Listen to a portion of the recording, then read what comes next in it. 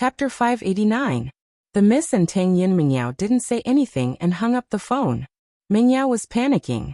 Other than her parents and her best friend, Yushu, she'd never been this worried about anyone before. Fatty Lai said that Linny was injured and even vomited blood. Mingyao's heart was in a mess. Even if she had some complaints about Lin Yi, it all turned into worry at this moment. Dad, Lin Yi's injured.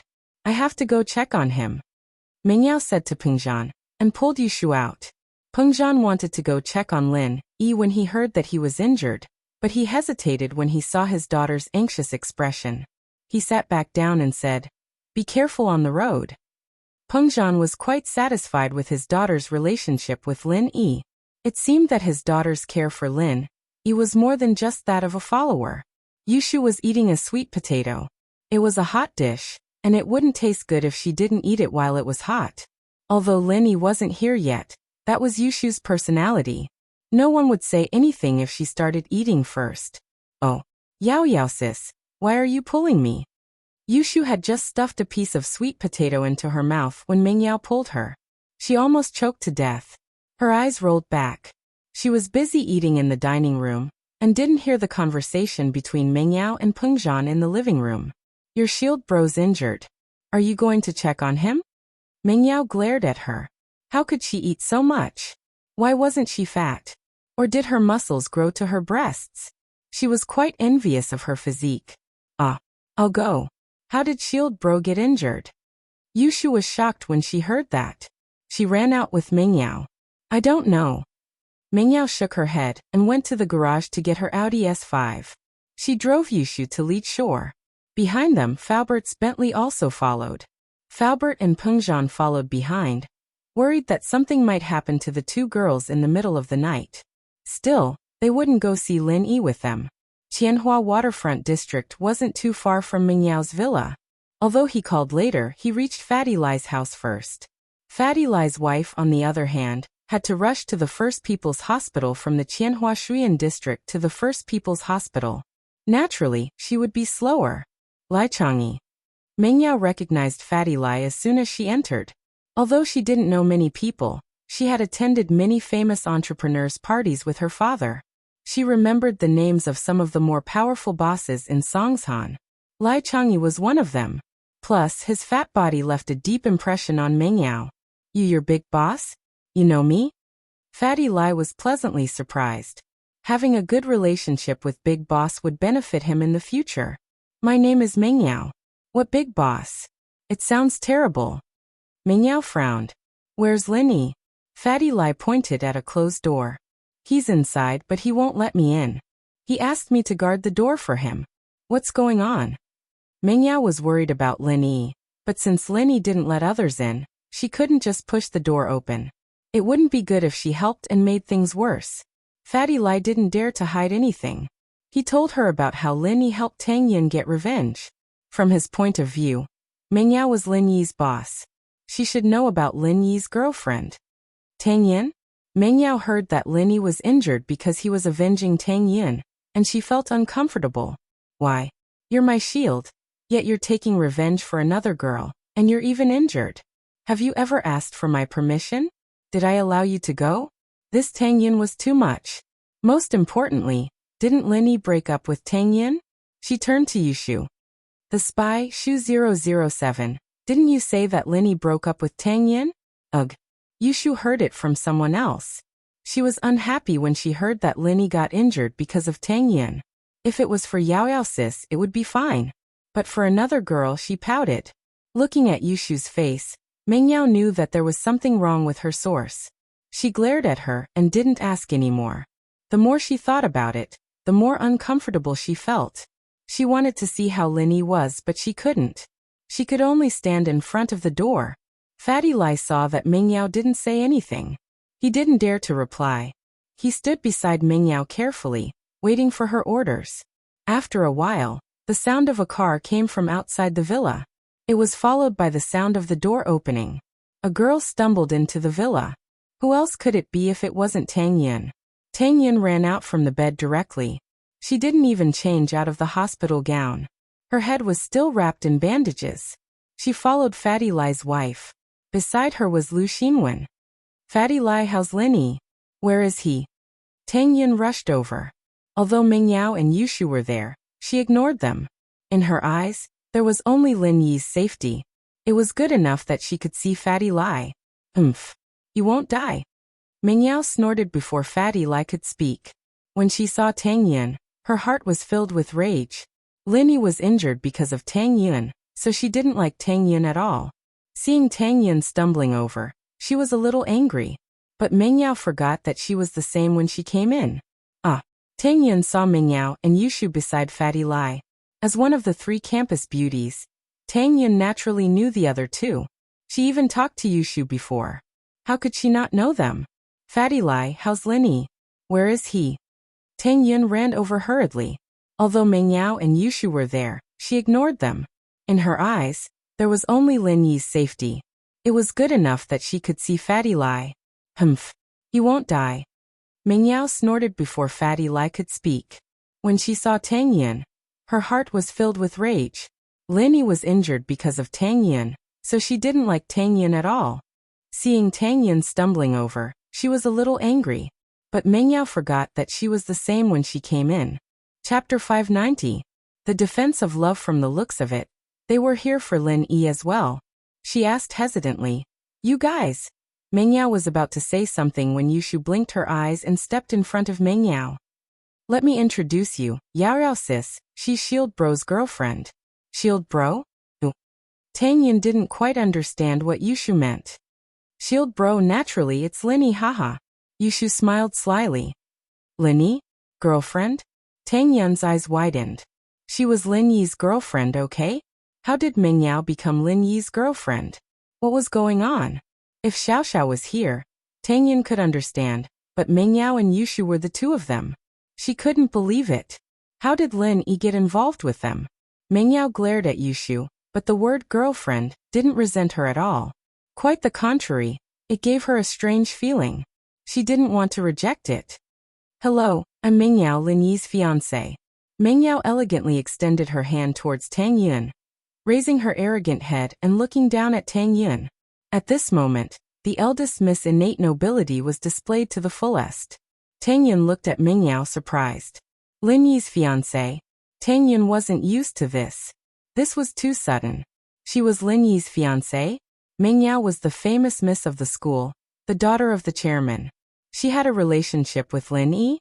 Although surprised, Tang Yin still held Ming Yao's hand stubbornly. "I'm Tang Yin, Lin Yi's girlfriend.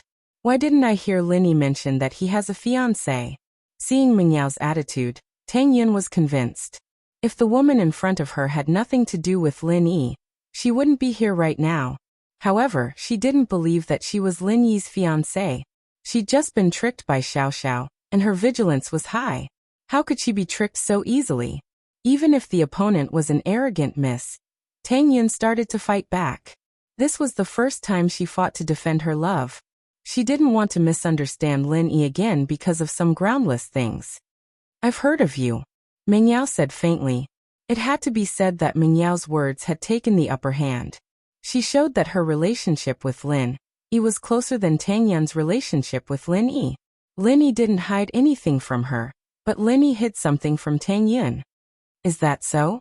Since you've heard of me, then you should know that my relationship with Lin Yi is recognized by the school. Since when did you become Lin Yi's fiancé?" Tang Yin's words were sharp. She didn't fight before because she didn't want to, and she didn't need to fight for anything. But the feeling of losing Lin Yi these past few days wasn't a good one. Torturing Tang Yin. Plus, with Ming Yao's words, Tang Yin straightened her back. She was Lin Yi's girlfriend. This was recognized. Tang Yin's words made it hard for Ming Yao to reply. She argued with Tang Yin because she wanted to win, but she had never been in a relationship with Lin Yi. She felt guilty instinctively. Seeing Tang Yin being so aggressive, she didn't know how to deal with it. However, she didn't want to admit defeat. She'd said it before, so how could she back down? What's wrong with that? Yarao sis and Shield Bro's relationship was arranged by the family. There's no need to tell others. Isn't that right, Yarao sis? Although Yushu would usually quarrel with Ming Yao, the 2 of them were on the same side right now. When there was an enemy, they would stand together to fight together. She put her hands on her waist and stood in front of Mengyao. Arranged by the family? Tang Yin froze. Indeed, marriage between rich families wasn't a rare thing. If Yushu said it, it was possible. After all, Mingyao's identity was there. If she didn't have a relationship with Lin Yi, why would she argue with her? Yeah, you don't know, right? Shield Bro and Yao Yao Sis are developing fast. They've even kissed. Yushu looked at Tang Yin and said proudly, "How about it? You guys haven't kissed yet, right?" Yushu's words shocked both Mengyao and Tang Yin. Although Mengyao was surprised, she didn't show it. She looked at Tang Yin proudly as if she agreed with Yushu's words. Why not? We've kissed before. Tang Yin looked at Yushu and said word by word. We often kiss. Tang Yin was talking about the promise they made when they rescued the hostage in the hospital. Although they haven't carried it out yet, Tang Yin thought that it should be about the same. So she didn't want to be outdone. Lu Xingwen followed Tang Yin here, but she didn't know what was going on. She knew Mengyao and Yushu. She knew that these two were the prettiest girls in the school. But their words shocked Lu Xingwen. Of course, what shocked her even more was Tang Yin's words. Tang Yin and Lin Yi kissed? Lu Xingwen had been trying to find out how far Tang Yin and Lin Yi had progressed, but there was no progress. Today, Tang Yin's self-exposure made Lu Xingwen sigh. So these two had reached this stage without saying a word. Oh, kissing isn't that big of a deal. Shield Bro often hugs Yao Yao Sis and touches her chest. Yushu released even more explosive news when she heard that Tang Yin had kissed Lin Yi. Mengyao wanted to say that Lin Yi had never touched her chest before. But she knew that Yushu was fighting for her face. So Mengyao silently agreed to Yushu's words. Lin Yi touched my chest too. Tang Yin panicked. She subconsciously puffed out her chest. His chest isn't as big as mine. It's not easy to touch. Tang Yin would never say something like this under normal circumstances. But even a rabbit will bite when it's cornered.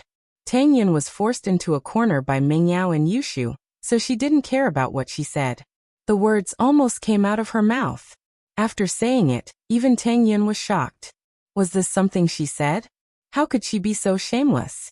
How could she compare whose chest was easier to touch with other girls? How shameless was that? Lu Xingwen's eyes widened. Was this the good girl she knew? How could this be? This was crazy. Both of them started to touch breasts? Chapter 591. Chapter 591. Super Yushu. Tang Yin pointed out her weakness, which made Mengyao furious. She glared at Tang Yin as if she wanted to eat her up. What's wrong with my little one? I have a big one at home. Look, isn't she big? She's a lot bigger than you, right? Mengyao pushed Yushu out as she spoke, and as Mengyao's best friend, Yushu puffed her chest out proudly. See? You can't compete with her, right? It's none of your business. It's not like Lin Yi can touch you. Tang Yin found it funny. Mengyao couldn't compete with her, but she couldn't use someone else to replace her, right? Why not? Shield Bro always touches me. You even kissed me. Yushu looked at Tang Yin as if she was looking at an ignorant girl with disdain. Touch you? Kiss you? Tang Yin didn't believe it. It was ridiculous. She could accept that Lin Yi was Mengyao's fiancé, but to say that Lin Yi not only had a relationship with Mengyao, but also with Yushu, it was ridiculous. Oh, I forgot to tell you, Yao Yao Sis is Shield Bro's main wife, and I'm his second wife. Buy one get one free, it's a good deal. Yushu blinked at Mengyao. Isn't that right, Yao Yao Sis? That's right. Mengyao nodded with a serious face. Yeah, that's what we agreed on. Mengyao nodded with a serious face. Ah. Tang Yin was completely dumbfounded. What kind of logic was this? One was the main wife, and one was the second wife. Most importantly, Mengyao had silently agreed to it. Tang Yin felt that this was either a farce, or there was something wrong with their brains. Tang Yin felt that it was possible for her to be Lin Yi's second wife. After all, her family was there, and she liked Lin Yi a lot. Lin Yi was injured because of her. He was willing to sacrifice so much for her. Even if she was his second wife, Tang Yin would accept it. At the very least, Lin Yi truly liked her. As long as he treated her well, she could barely accept it. But to say that Yushu was Lin Yi's mistress, Tang Yin didn't think it was realistic. What was Yushu's family background? She was a miss, and her brother was a major. Her family background was even more mysterious. Both she and Mengyao were the pride of the school, so how could they share a husband? So Tang Yun's first thought was that these two were working together to trick her. After the initial shock, she didn't really believe it. She said sarcastically, "First wife, second wife? You guys are really creative." "Yeah, how about it? Are you envious?" Yushu continued as if she didn't hear the sarcasm in Tang Yun's words. "Yao Yao and I are generous people. Even if you're Lin Yi's girlfriend, you can only be a small wife. No, you're the second small wife, I'm the first." Yushu's words made Mengyao blush. "Don't you know how to be embarrassed?" But it was all thanks to Yushu the clown. Without her, Mengyao might have really lost the battle. Tang Yun was speechless. How could there be such a shameless person? What first wife and second wife? Was it that honorable? This Yushu didn't seem to know what shame was. Tang Yun couldn't argue with her. But how could Tang Yun accept being defeated just like that? She glared at Yushu. "What first wife and second wife? First come, first served, right? I'm already having sex with Lin Yi. What are you guys? You're just a figurehead." What? Xinwen was scared to death. Tang Yun and Lin Yi had already developed to this stage? Already had sex? Heavens, this is too fast.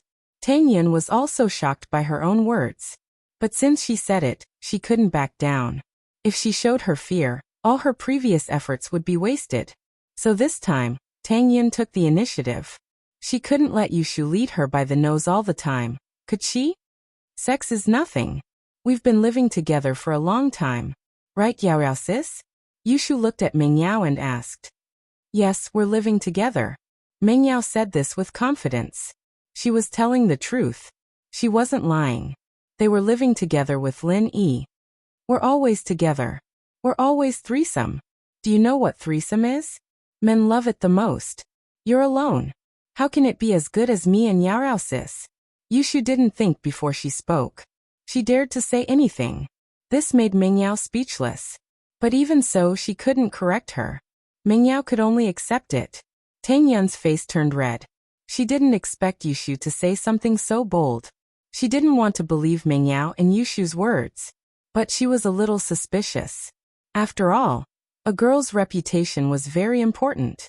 She was already Lin Yi's girlfriend. Even if it was spread out, it wouldn't cause any trouble. But Mengyao and Yushu, these two rich girls, didn't they care about their reputation? If there really wasn't anything between them and Lin Yi, would they dare to say this? Although Tang Yun didn't think that threesome was real, their relationship with Lin Yi was definitely not nothing. Although Tang Yun was stubborn and felt that she was Lin Yi's girlfriend, she was still no match for Yushu. At this time, she was obviously a little weak. After all, she didn't know what else to say to be more powerful than Yushu's threesome. What's so good about threesome? It's disgusting. Tang Yun felt wronged. Her eyes stared at Yushu, unwilling to show weakness. You haven't tried it before. Of course you don't know. Yushu said confidently. We basically have threesome every day. Bullshit. Tang Yun of course didn't believe it. She felt that what Yushu said was too far from reality. Lin Yi won't live with you guys. You don't believe me? Then I'll show you the evidence. Yushu took out her phone and opened the photo album. Then, she held it up and showed it to Tang Yun. Look, this is our kitchen. Shield Bro makes breakfast for us every day. This is our living room. We watch TV together. Oh right, on this sofa, we threesome together. Look here, it's my asterisk. If you don't believe me, you can look at what I'm wearing. It's with this pattern. Oh, Yao Yao sis is in this photo. Look, the reflection in the mirror is here. Yushu finally found a photo with Mengyao on it. She pointed it out to Tang Yun excitedly. Chapter 592. Who's bolder? How is it? Do you believe me now? There's also this one. It's our villa's yard. Look, this is Shield Bro's car, and this is his car. You've seen it before, right? This Beetle is mine, and that Audi S5 is Yao Yao sis's. Yushu continued flipping through the photos in her phone and explained to Tang Yun. Actually, there's still the selfie we took when we were together, but we didn't put it in our phone. It's in our computer. Do you want to see it? Tang Yun snorted and glared at Yushu fiercely. Actually, Tang Yun's heart was in a mess. She didn't know if she should believe Yushu's words, but her instincts told her that she didn't believe Yushu's words. If Linny really had something with them, Tang Yun didn't believe that Linny wouldn't tell her about it. Why would Linny hide it from her? If he had a fiancé, then so be it. As long as he told her, she would leave quietly. There was no need to tell her through someone else's mouth. However, in the photo in Yushu's phone, it was indeed Lin Yi's car. Tang Yun also saw Lin Yi driving the yellow Beetle. When Lin Yi came to her house for the first time, he drove this Beetle. How could Lin Yi not know about it? And that Audi S5, Tang Yun also saw it. It was at the night market. Lin Yi stood beside the car. In fact, Yushu didn't know what lovers would do after they slept together. They couldn't say that they had a child, right? That would be ridiculous. If Tang Yun asked where the child was, what would she say? So Tang Yun didn't say anything and just stared at them. Yushu didn't say anything either, and just stared at them. They glared at each other fiercely, but no one said anything. At that moment, it was hard to tell who had the upper hand. Although it seemed like Yushu and Mingyao had the upper hand, in fact they were feeling guilty. After all, what Yushu said just now was just bullsh asterisk ting, bullsh asterisk ting. Fatty Lai had already hidden far away when the three girls started fighting. He didn't want to be caught as a strong man because he couldn't afford to offend either of the two groups. Fatty Lai knew that Tang Yun was his sister-in-law. Mingyao and Yushu, on the other hand, were speaking so confidently, and Yushu had so much evidence. Fatty Lai knew that Lin Yi must be related to them. Therefore, the best thing to do at this time was to hide and not help either side. This was the wisest choice. Fatty Lai walked over after they stopped arguing. Alright, it doesn't matter which one of you is Lin Yi's wife. You're still his woman, so you're all sisters-in-law. Mingyao was about to say, who's sis-in-law? But then he remembered that he was still fighting with Tang Yun, so he accepted the title of sister-in-law without batting an eyelid. Tang Yun saw that Mingyao and Yushu didn't say anything, so she raised her head and didn't say anything. Sisters-in-law, can you guys calm down first? Boss is healing now, and he needs silence. What if he goes mad with you guys arguing like this? Fatty Lai said carefully. Ah. Tang Yun was shocked. Mingyao and Yushu were also shocked. They didn't think that much before, but after Fatty Lai's reminder, they realized that Lin Yi was still lying inside. What's the point of arguing about these meaningless things? Maybe it was because of Fatty Lai's words, or maybe they didn't know what to say anymore. But the living room temporarily quieted down. There were two groups of people in the living room. One group was Mingyao and Yushu. Both of them had moved to the side, and were whispering to each other. Shu, how could you say such dirty things just now? 3 batches? Did you read too many bad books? Mingyao scolded softly. Oh, Yao sis, you know what 3 batches means? Then you read bad books too. Yushu said carelessly.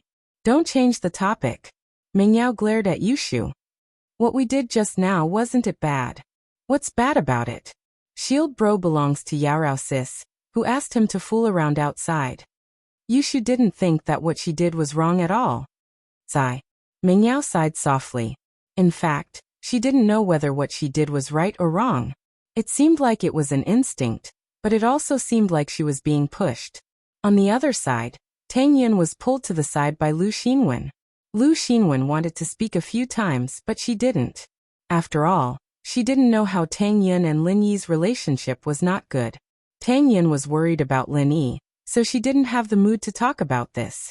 The battle with Yushu just now was to protect her dignity, and at this moment, Tang Yun obviously didn't have the mood to care about other things. Fatty Lai saw that everyone was standing in front of Lin Yi's room, so he and his wife moved 4 sofas and let them sit first. Time passed by, and there was no movement from Lin Yi's room. Tang Yun wanted to go and see, but she was afraid of disturbing Lin Yi, and Mingyao had the same thought. Yao sis, I'm hungry. Yushu heard her stomach growling. She wanted to eat. Bear with it. When Lin Yi wakes up, the 3 of us will go home and eat together. When she said this, Mingyao didn't know what she was thinking, but she purposely raised her voice so that Tang Yun could hear her. Okay, but I want to eat Shield Bro's cooking. His cooking is delicious. Yushu cooperated with Mingyao. Doesn't he cook for us every day? He's injured today, so he doesn't need to cook anymore. Mingyao also showed off. Mingyao realized that when did she become so vain? She didn't like to show off before, did she? Tang Yun listened to the two girls, and her heart was filled with dissatisfaction. Why should she cook for them? She couldn't help but say, Lu Xinwen, you haven't eaten Lin Yi's chicken wings before, right? It's delicious, and he even gave me the recipe. The barbecue at my house now is the recipe Lin Yi gave me. Right, he even made me shark meat before. You have eaten it too, right? Lu Xinwen sighed. Yin Yun, why are you starting to get jealous too? You are the pride of the heavens, the prettiest among the three of us. But Mengyao and Yushu, which one of them isn't beautiful? Shark meat, we have eaten it too, and that shark was caught by Shield Bro and me. Yushu continued. Tang Yun didn't believe it and humphed. Chapter 593. The war begins again. I want to eat roasted chicken wings. Yushu heard Tang Yun talking about roasted chicken wings, so she wanted to eat roasted chicken wings as well. Shoo. We don't have roasted chicken wings here. Mengyao glared at her, and turned to Fatty Lai. Sorry for troubling you. Mengyao acted like a lady from a wealthy family. Us too. We'll just eat whatever we want. Tang Yun said politely to Fatty Lai. Okay, I'll ask my wife to cook the noodles. Fatty Lai let out a sigh of relief. He was afraid that these girls would be picky. Soon, Fatty Lai's wife finished cooking the noodles, and Fatty Lai was responsible for serving them. Each of them had a bowl, and the piping hot noodles were placed in front of the girls. Mengyao, Yushu, Tang Yun, and Lu Xinwen were all hungry. They stopped fighting and lowered their heads to eat the noodles. Mengyao and Tang Yun ate more elegantly, while Yushu and Lu Xinwen didn't care that much. They ate the noodles with gusto. Fatty Lai often went to social events, and it was hard for him to eat his fill at the banquets. So he would always eat something before going to bed, and noodles were extremely convenient. So Fatty Lai's wife learned how to cook noodles, and the noodles she made were better than the ones outside.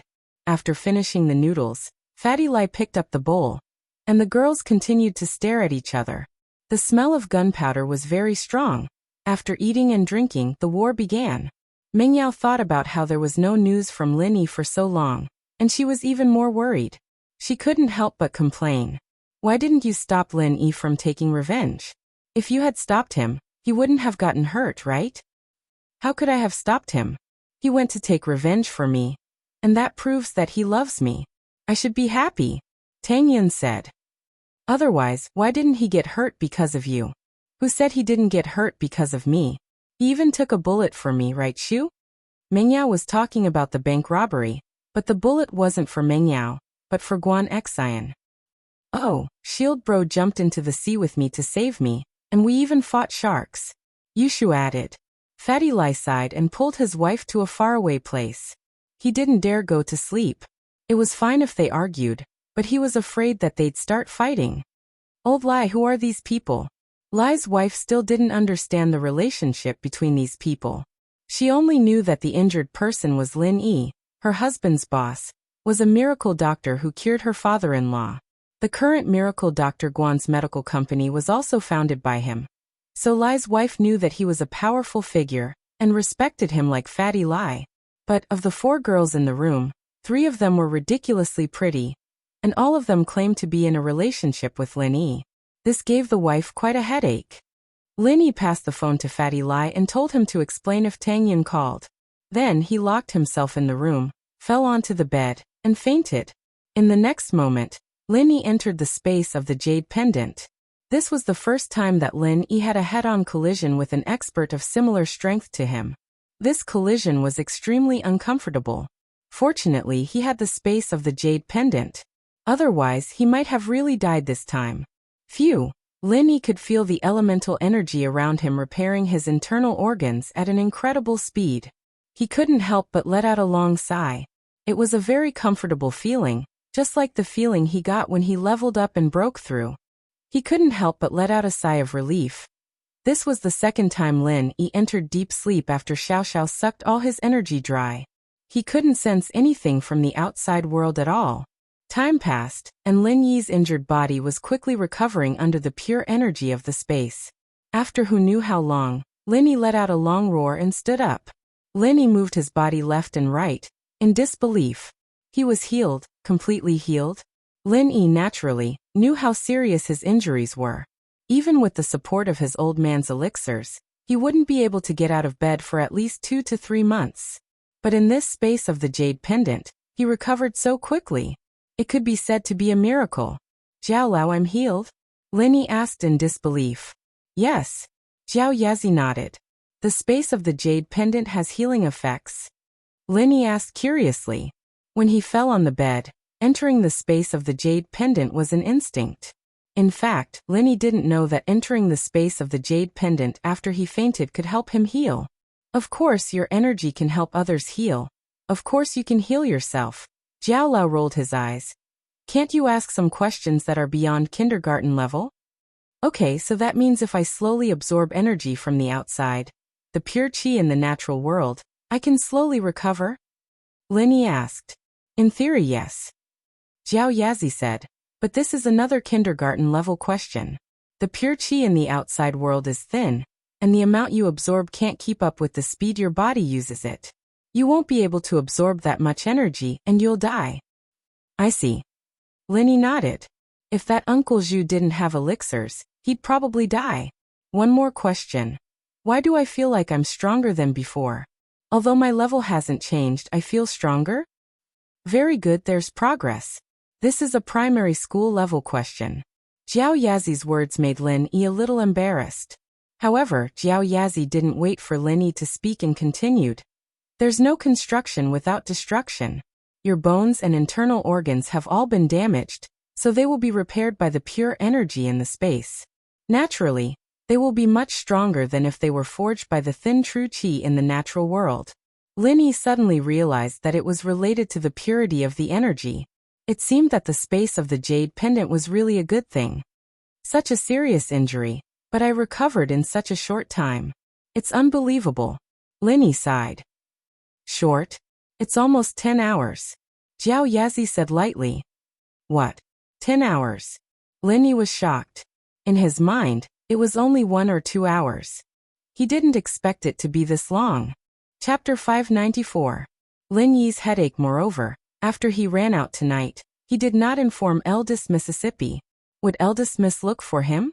Thinking of this, Lin Yi quickly returned to reality from the jade space. Lin Yi stretched his body and checked his body. He was on the verge of dying, but now he had recovered to his peak condition. He was full of energy and there was nothing wrong with his body. Only the blood stain on his clothes was a little scary. Lin Yi quickly got up from the bed and opened the door, only to be stunned by what he saw. Miss and Tang Yin were all sitting in the living room. Why were they all here? Lin Yi, are you all right? Why is it so serious? Meng Yao stood up first and walked to Lin Yi's side. She looked at Lin Yi tenderly. Her beautiful eyes were full of tenderness. Lin Yi couldn't help but shiver at Meng Yao's tone. Was this mess? Why was she speaking like this? Was he not awake yet? Was he still dreaming? Meng Yao didn't know why, but in front of Tang Yin, she subconsciously entered her mode. She was like a gentle wife, worried about Lin Yi. Especially when she saw the blood stain on Lin Yi's clothes, Meng Yao was even more furious at Tang Yin. Lin Yi was injured because he wanted to avenge her. Lin Yi, I'm sorry. If it wasn't for me, you wouldn't have been injured. Tang Yin naturally didn't want to be outdone. She ran over and grabbed Lin Yi's arm. How could Meng Yao let herself get close to Lin Yi? At this time, she also grabbed Lin Yi's other arm. Yushu, on the other hand, jumped into Lin Yi's arms. Shield bro, we were so worried about you. Are you alright? If not, let's go home and do 3P. What? Lin Yi jumped in fright from Yushu. What? Go home and do 3P? Did Shu have a fever, or was she having a stroke? Lin Yi, she said she's your fiancé? Meng Yao is the main wife, and Yushu is the second wife. Tang Yin was conflicted. Although she was worried about Lin Yi's injury, she still had to ask the question in her heart. Ah. First wife, second wife? Lin Yi's eyes widened. What was going on? That's right, Lin Yi. Tell me, are you my personal expert? Are you here to help me deal with those pestering flies? Meng Yao felt a little guilty. Lin Yi had woken up, and her lie was about to be exposed. However, she didn't want to admit defeat in front of Tang Yin. Lin Yi looked at Meng Yao. He didn't know what was wrong with her today. Why was she so aggressive today? They said that the two of you often kiss together, and 3P? Tang Yin didn't think that the term 3 batches was very elegant, but she couldn't care less. She wanted to know the truth. When did you kiss? 3P? I don't even know where to start. Linny sweated. He wanted to have 3P, but who was going to do it with him? Shield bro, you dare to say that you didn't kiss me and Yao Yao sis? You even made Yao Yao sis pregnant, and she vomited.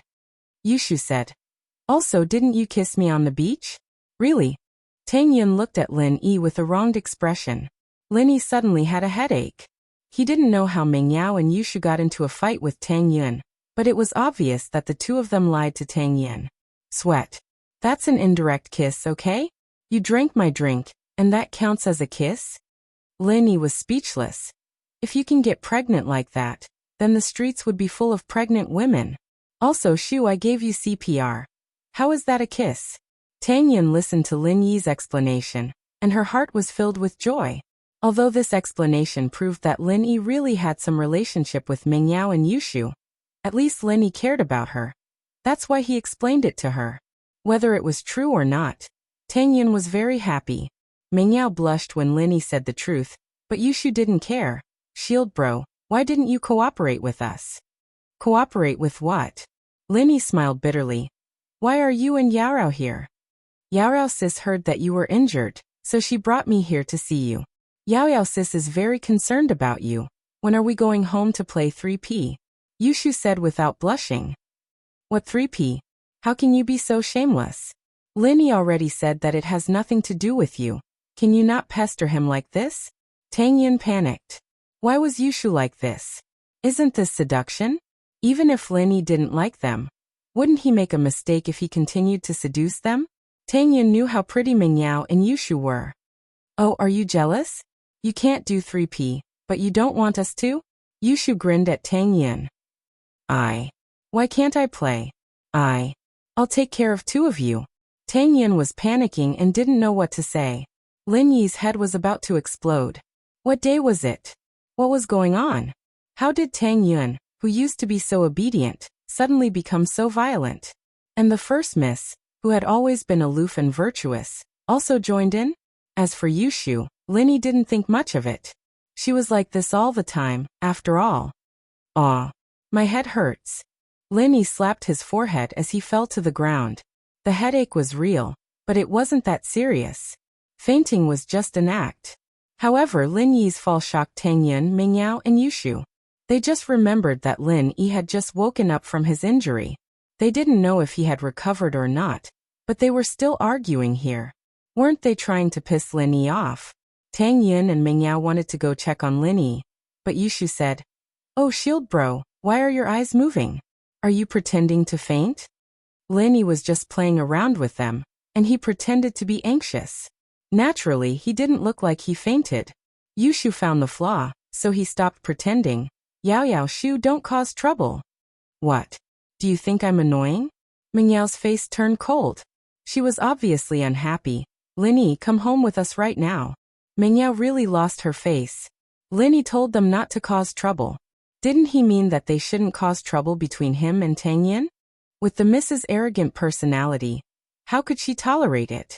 Oh, let's go home and play 3P. Yushu clapped happily. Yao Yao, you guys go back first. I want to talk to Tang Yin. Lin Yi smiled bitterly. Chapter 595. The Misdeclaration of War. This. Lin Yi looked at Tang Yin, who was gritting her teeth. He knew that he had pushed her to the edge today, or else she wouldn't be like this.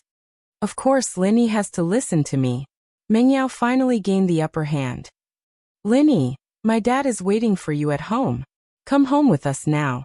Lin Yi was in a difficult position. Pengzhan was here? Logically speaking, Pengzhan was his employer. If he wanted him to go back, he had to go back. But he had to explain to Tang Yin, right? I can go back, I'll explain to Tang Yin. Lin Yi's words were very forceful, and Ming Yao wanted to retort, but she couldn't. She couldn't help but pout, glaring at Lin Yi hatefully.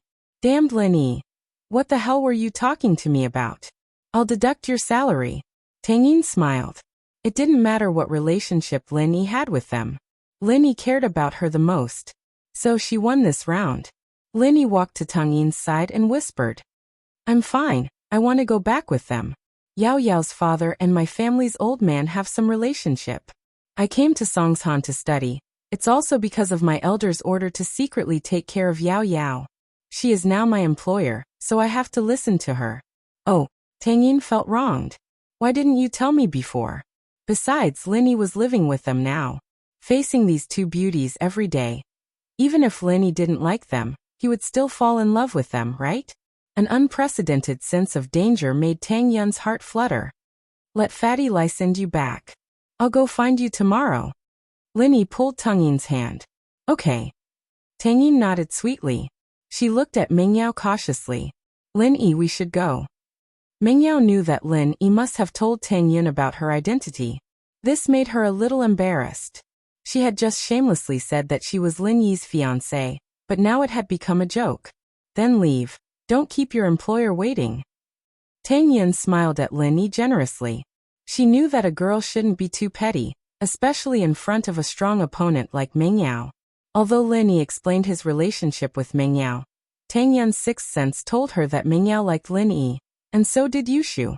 Otherwise, they wouldn't have gone against him like this, and they wouldn't have said those words that tarnished their reputations.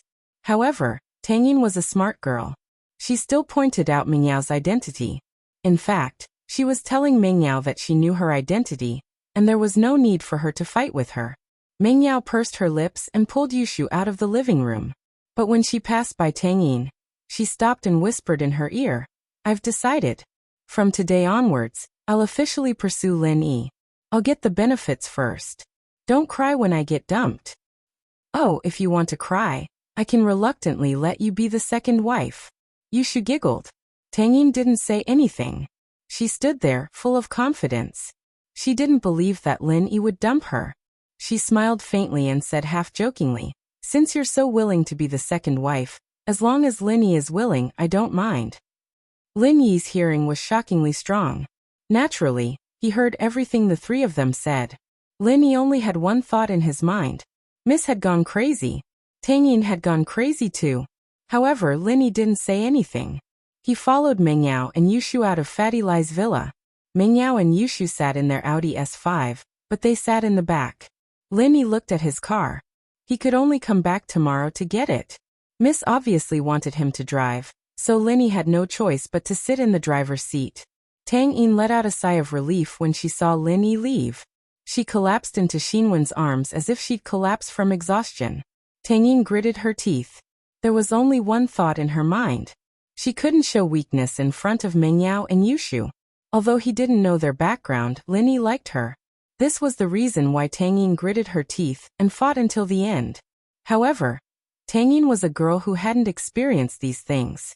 Fortunately, Ming Yao didn't have any experience, and with the addition of Yushu, it was hard to tell who would win. However, after Ming Yao and Yushu left, Tang Yin couldn't hold on anymore. She wasn't the kind of person who liked to fight. She used all her strength just now. Yin, what's wrong? Xinwen was shocked and asked anxiously. It's nothing. Tang Yin smiled bitterly. I'm just a little tired. Xinwen, do you think what I did just now wasn't good? Does Lin Yi think that I'm a petty woman who likes to fight for a man's favor? No. Yin, your performance just now was beyond my expectations. You were so fierce, I almost couldn't recognize you. Xinwen said with admiration. You're being sarcastic. Tang Yin let out a breath of relief after hearing Xinwen's words. She didn't expect herself to be so daring and argue with Ming Yao and Yushu. Thinking about it now, Tang Yin couldn't believe that it was her.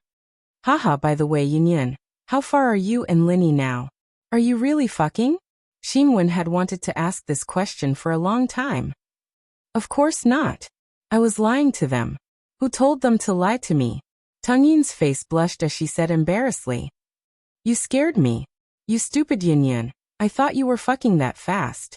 That's a little too fast. Xinwen also let out a breath of relief. By the way, how far are you guys now? Not that far, just holding hands. Tang Yin returned to her usual self. If she had to stand up and say something like before, she wouldn't dare to do it. It's just holding hands. Xinwen, on the other hand, was a little disappointed. She didn't expect the two to progress so slowly. Right, Yun, you need to be careful of Mingyao and Yushu. They're obviously in cahoots with each other. They have an advantage over you. You and Lin Yi may be in a relationship now, but it's buy one get one free. You get 3 batches. Tang Yin couldn't help but roll her eyes at Xinwen. Hey Xinwen, what are you talking about? Lin Yi doesn't like to do those disgusting things. Chapter 596. After getting injured, no. I won't. Although Tang Yin said that, she started to worry. Xinwen's words made her feel embarrassed, but it wasn't without reason. And she had to find a chance to ask Lin Yi about it. Speaking of tigress, who's more tigress than you? My tigress is different from hers. How should I put it? Although Lu Xinwen's character was very boorish, she was also meticulous. She had a good eye for people. Her tiger is the kind of naive and cute tiger, but I think it's most likely an act. Either she's really like this, very silly, very naive, very pure and ambiguous, or she's very perverted and smart. What nonsense! Tang Yin blushed. Why do I care so much about her? Haven't you heard of this saying? There's no such thing as an unbreakable couple, only a lazy mistress. Xinwen was disappointed. Yun, you have to be careful. Alright, I got it. Xinwen's words were clear in Tang Yin's heart, but what could she do? It all depended on Lin Yi's attitude. Tang Yin and Xinwen were sent back to the hospital by Fatty Lai's wife. Tang Yin's head didn't hurt at all, just like what Lin Yi said. She could remove the bandages in one night. Before they left, Fatty Lai gave Tang Yin a bottle of painkiller. Since Tang Juqing was injured, he used up a lot of painkiller. At the same time, in the private room behind the floating cloud bar, Zhao Qibing and Uncle Zhu were both lying on the bed. Zhao Qibing had woken up and was crying in pain. Uncle Zhu, on the other hand, closed his eyes to heal himself. Master Bing, bear with it. Yawang is on the way, he should be here soon. Sihua sighed. He didn't expect Lin Yi to be this ruthless. In the past, Sihua thought that he was a big shot in Songshan. Everyone had to give him face. But after meeting Lin Yi, he realized that he was nothing in Lin Yi's eyes. Lin Yi didn't even look at him. Damn it. Where did this Lin Yi come from? How dare you break my leg? What did my father say? Did you send anyone to deal with him? Qibing really couldn't swallow this. He had just arrived in Songshan, he hadn't even had a chance to get started, but Lin Yi had already shown his power. Not only did Lin Yi topple his skyscraper, he even broke his legs. How was he going to survive in Songshan in the future? If he didn't kill Lin Yi, he wouldn't have the face to stay in Songshan anymore. The head of the house is already investigating Lin Yi's identity. Sihua smiled bitterly. But I heard from Uncle Zhu that Lin Yi's a mystic. I'm afraid he's quite a high position even in the boss place. Mystic class? Lin Yi is a mystic? Zhao Qibing froze. He had fainted earlier, so he didn't know what Uncle Zhu was talking about. Now that he heard the news, he was shocked as well. He didn't ask about Uncle Zhu's injuries because his legs were hurting too. He didn't have the time to care about others.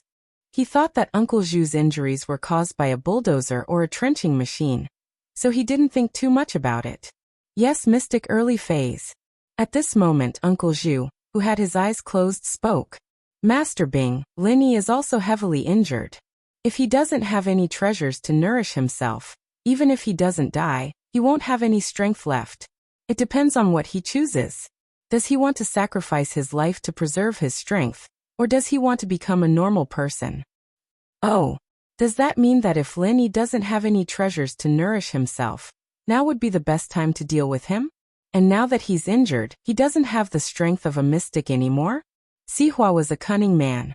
He understood what Uncle Zhu was trying to say. Haha, his situation isn't much better than mine.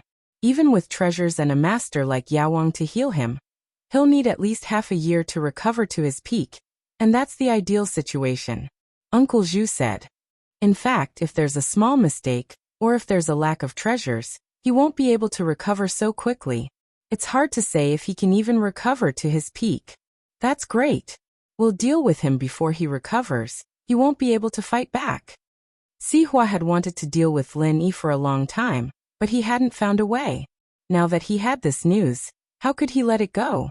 Most importantly, he wanted to avenge Master Bing. It was killing two birds with one stone. Let's wait for the head's decision. Uncle Zhu was a man who followed the orders of the house. Whether or not to deal with Lin Yi was up to Zhao Guangyin. He was just giving some suggestions. Sihua nodded. Indeed, without Guangyin's order, they couldn't proceed with the next step. They could only wait for Yao Wang to come. Lin Yi drove the car carefully. The miss had a cold expression on her face, and no one knew what she was thinking. Yushu, on the other hand, still had that silly look on her face as she played with her fingers.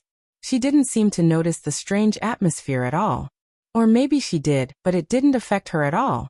Yao sis, are you officially going to pursue Shield Bro? Yushu asked after playing with her fingers. Lin Yi sweated. Meng Yao said this in a low voice to Tang Yun. Although Lin Yi's hearing was good, he could pretend that he didn't hear it. But now that Yushu said it out loud, it was a little awkward. The miss wanted to pursue him? Lin Yi didn't believe it. He didn't know what was wrong with her, but Lin Yi didn't think it was a big deal. Meng Yao's expression froze. She glared at Yushu angrily. Then she calmed down and said in a calm tone, Lin Yi, don't listen to Shu's nonsense. I argued with Tang Yun because I was angry. You are my follower, but you got hurt because of Tang Yun. To be honest, I don't like her. That's why I said it on purpose to piss her off. Don't take it seriously. Ha, I know. I didn't take it seriously. Lin Yi smiled and nodded. This was the miss. Meng Yao's eyes flashed with disappointment. She felt a little bitter in her heart. This was the first time she announced that she wanted to pursue a guy. And he didn't take it seriously? Chapter 597. Chapter 597. Disappointed Miss. Okay. Lin Yi smiled bitterly and nodded. Was Shu that retarded? How could she be caught again? Oh, you can climb the fence next time if you have nothing to do, Yushu added. Lin Yi almost drove the car into a ditch on the side of the road. From now on, if you do anything intimate with Tang Yun, you have to report to me first. Meng Yao didn't know what she was thinking, but she said this. Ugh. I don't think that's necessary. I have a private life too. Lin Yi blushed. Of course. Meng Yao said firmly. What if you want to have sex with Tang Yun? And I'm in danger and you can't stop. So you have to report to me first. Sex. Lin Yi smiled bitterly. I have to report that too? Of course. One is to monitor your private life. Shu and I are peer people, and if your private life is too dirty, I'll have to consider firing you, Meng Yao said with a serious face. Okay. Lin Yi nodded. The miss was angry today and Lin Yi didn't want to piss her off. No matter what, he had to agree first. Then Yarao sis, are we still going to have 3P at home? Yushu was disappointed to see Meng Yao backing out. Play what? Meng Yao glared at Yushu. Why are you so willing to play? If you want to play, go play by yourself. I can't play by myself, Yushu said, troubled.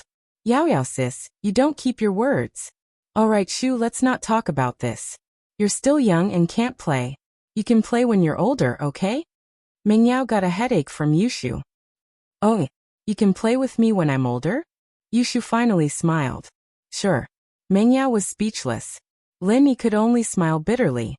He really couldn't interfere in this matter. Is Uncle Chu at home? Lin Yi changed the topic because he really didn't know how to participate in the previous conversation. Daddy's treating you to dinner, and you made him wait for more than 10 hours. Meng Yao pointed out the window. It's almost dawn. Oh, I'm really sorry. I'll explain it to you when we get back. Lin Yi said with a bitter smile. Humph. Meng Yao humphed. Drive faster. There's still a feast at home. Lin Yi didn't say anything as he sped up the car. Meng Yao's Audi S5 was a sports car, and it was the middle of the night. There weren't any cars on the road. So Lin Yi pushed the car to the limit. Ah. Meng Yao didn't react in time. Yushu, on the other hand, was dancing around. Wow, it's so cool, a roller coaster. Meng Yao was speechless. Was Yushu lacking in the fear factor? Why didn't she know the meaning of fear? In the blink of an eye, Lin Yi stopped the car in front of Meng Yao's villa. Peng Zhan and Faubert ran out when they heard the sound of the car. Uncle Fu and Peng Zhan followed him to Fatty Lai's villa. And after waiting for a while, they called Meng Yao to confirm Lin Yi's condition. Then they went home to wait. After all, it wasn't appropriate for Peng Zhan to wait at Fatty Lai's house. Are you alright? Peng Zhan was surprised to see Lin Yi getting down from the driver's seat. Meng Yao said that Lin Yi's condition was very serious, and he even vomited blood. But now, other than the blood stain on Lin Yi's shirt, Lin Yi's face was rosy. It didn't look like he was injured at all. If it wasn't for the blood stain on his shirt, Peng Zhan would have thought that Lin Yi wasn't injured at all. Only the blood stain could prove that something had happened. It's fine, I'm a doctor myself. Lin Yi shrugged. Thank you for your concern, Uncle Chu. Sorry to keep you waiting. It's fine as long as you're fine, Peng Zhan said sincerely. I was so worried. Although Elder Lin asked you to help House Chu, if something really happened to you, how would I explain it to Elder Lin? I was too reckless this time. I've caused trouble for Uncle Chu, Lin Yi said embarrassedly. Although Lin Yi said that, he didn't guarantee that it wouldn't happen again. If things went back to before he went to find Zhao Qibing, Lin Yi would still do the same thing. It's fine. The food is ready. It's just a little cold. Let's have a drink to calm you down. At the same time, we'll thank you for saving Yao Yao and Shu, Peng Zhan said. The group entered the villa. Lin Yi took a shower and changed into a casual outfit. Faubert had already heated up the food. Meng Yao and Yushu sat in the dining room. Peng Zhan pulled Lin Yi over when he saw Lin Yi coming out. Meng Yao sat at the dining table in a daze. She thought back to her abnormal behavior today. Was this still her? She fought with Tang Yin for a man? She even proudly announced that she was going to pursue Lin Yi? How was this possible? This was impossible. She must be dreaming. But Meng Yao pinched herself. She realized that she wasn't in a dream. She was in reality. Meng Yao blushed as she thought back to what had happened. She was going to pursue Lin Yi? Lin Yi was more likely to pursue her.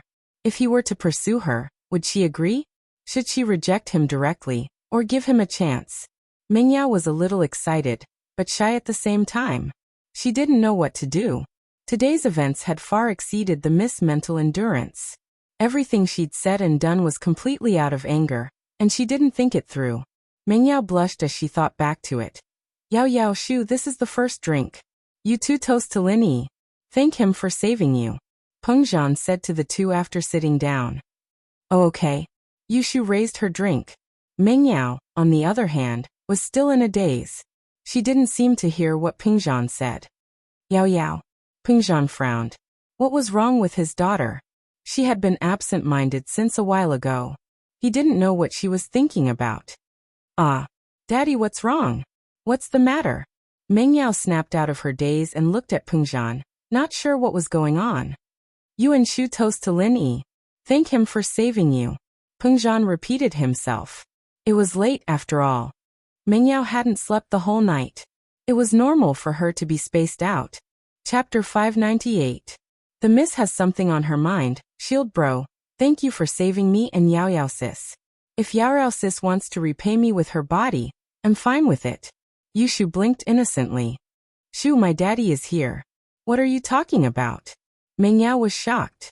She glared at Yushu as if someone stepped on her tail. Yushu stuck her tongue out. She'd been joking a lot lately, and hadn't been paying attention today. Meng Yao's reminder reminded her that Peng Zhan was here as well. She'd almost said buy one get one free. That would have been so embarrassing.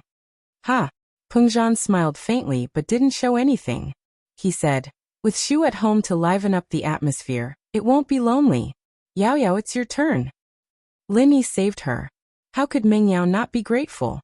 Humans weren't plants or trees, so they couldn't be emotionless. But asking the Miss to toast Lin Yi made her a little embarrassed. She was the one who chased Lin Yi out, didn't she? Although she had reluctantly accepted the fact that he was living with her. Wouldn't it mean that she was giving in to him if she toasted him? How could she treat him in the future? However, her daddy was staring at her. Meng Yao had no choice but to raise her glass. She didn't toast Lin Yi. Instead, she poured herself a cup and drank it. Thank you. Lin Yi didn't mind. Miss was cold on the outside but warm on the inside. That was her personality. He raised his glass and smiled. It's what I should do. Meng Yao wasn't happy looking at Lin Yi's calm face. I'm the Miss, okay? I'm your employer. Why don't you look happy when I'm toasting you? When have I ever toasted another guy? However, she couldn't say it out loud. She could only sulk and list out all of Lin Yi's flaws. She cursed Lin Yi in her heart. Lin Yi, stupid Lin Yi. Can't you treat me a little better? Am I worse than Tang Yin? Even if I'm a little worse than her. What about you, Shu? The two of us together are not attractive? You just had to go out and flirt with other women. You're really despicable. At first, Mengyao didn't think that she had any feelings for Lin Yi. She thought that she was angry because Lin Yi ignored her and Shu. This was something a proud miss couldn't tolerate. Why couldn't the two of us compare to Tang Yin? Are you blind or are we really not attractive?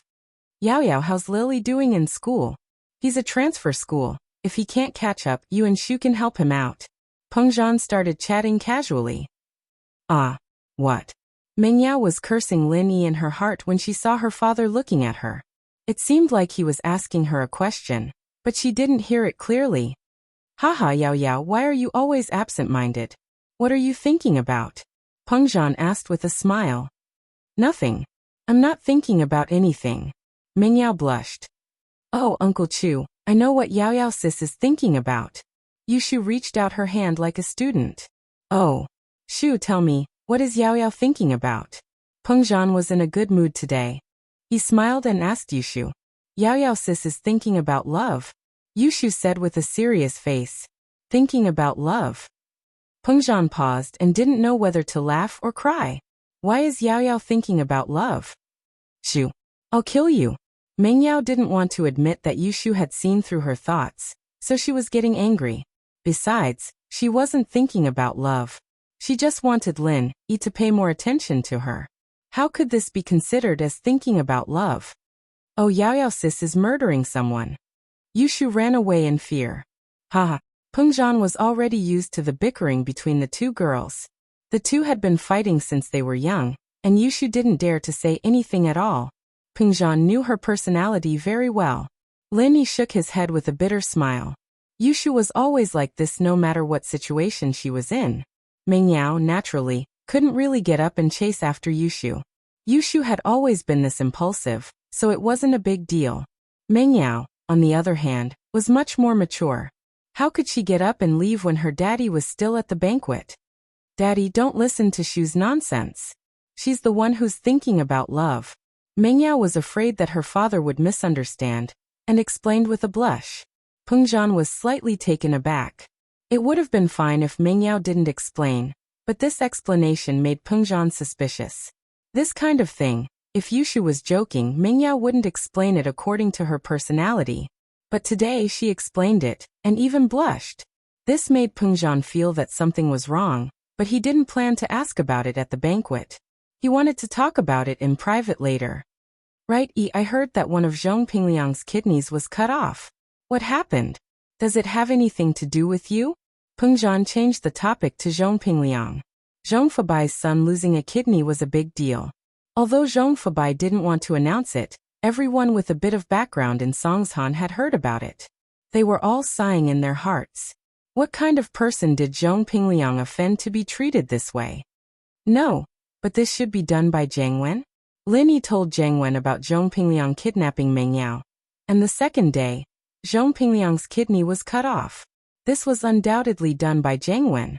But what Lin Yi didn't expect was why Jiang Wen would choose to cut off one of Zhong Pingliang's kidneys.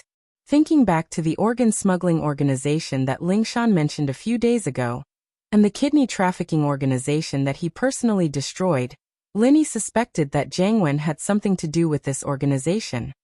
Jiang Wen? Peng Zhan paused but nodded. That's possible. Uncle Chu, what's the background of this Jiang Wen? He seems to have some connection with your family? Lin Yi asked. Haosen used to be a powerful family in Songshan. Their business was very big, and our two families had some business dealings. We have a good relationship. Jiang Wen is the youngest son of Haosen, and he had a good relationship with Yao Yao back then. Peng Zhan said. They were childhood friends. Who's childhood friends with him? Mengyao suddenly interrupted, as if she was worried that people would misunderstand. Chapter 599. Can't chase him away? Haha, he's just a childhood friend. Peng Zhan looked at his daughter deeply before continuing with a smile. But I heard that Haosen found a powerful backer after that, and the whole family moved to Donghai.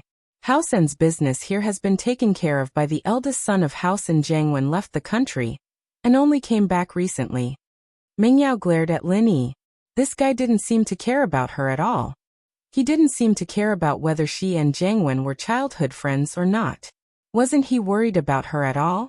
However, Lin Yi's next words disappointed Meng Yao. Lin Yi didn't dwell on the topic of childhood friends. Lin Yi nodded. Uncle Chu, have you heard of a criminal organization that smuggles organs? They're called a kidney trafficking organization by the people? Kidney trafficking organization? Are you suspecting that Jiangwen has something to do with this organization? Peng Zhan frowned, but after Hao Sen moved to Donghai, they started a business that was half black and half white. They changed their business path and accumulated a huge amount of wealth in a few short years. I'm a little suspicious. Otherwise, why would Jiangwen remove Zhong Pingyang's kidney? Lin Yi said. But this has nothing to do with us. As long as he doesn't disturb us, it's fine. That's right. It's best to stay away from people like this. Peng Zhan nodded. Oh right, Yi, how did you get injured this time? I heard from Yao Yao that it was revenge for your classmate. Meng Yao called him earlier, but Peng Zhan didn't ask because it wasn't something that could be explained in a few words. He only asked if Lin Yi was alright. After learning that Lin Yi was recovering, Peng Zhan came back first. He hadn't known Lin Yi for a long time, but he could tell that Lin Yi was a man with a sense of propriety. Judging from how he handled the bank attack, Guanghua's incident, and Meng Yao's kidnapping, Lin Yi was a man with a steady mind. Peng Zhan wasn't too worried since Lin Yi didn't go to the hospital and chose to heal on his own, which meant that he had confidence in himself. Meng Yao, on the other hand, was very vague about it, saying that Lin Yi was trying to avenge a female classmate. She didn't know that it was Lin Yi's girlfriend. Oh, I know. Shield Bro broke that Master Bing's leg out of anger because of his beauty. Yushu got really excited when the topic of violence came up. What a shame, I didn't get to see Shield Bro go berserk with my own eyes. Master Bing. Peng Zhan, on the other hand, was taken aback as he looked at Lin Yi. The Master Bing Shu mentioned, is it Zhao Qibing? That's him. Lin Yi nodded. How did you piss him off?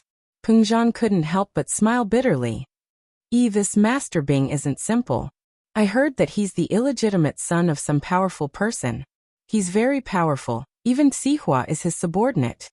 Uncle Chu, don't worry. This matter won't involve you. If Zhao Qibing comes looking for you, just tell him to come looking for me. Lin Yi said straightforwardly. What are you talking about? How can I just sit back and do nothing when you're in trouble? Peng Zhan said angrily when he saw that Lin Yi misunderstood.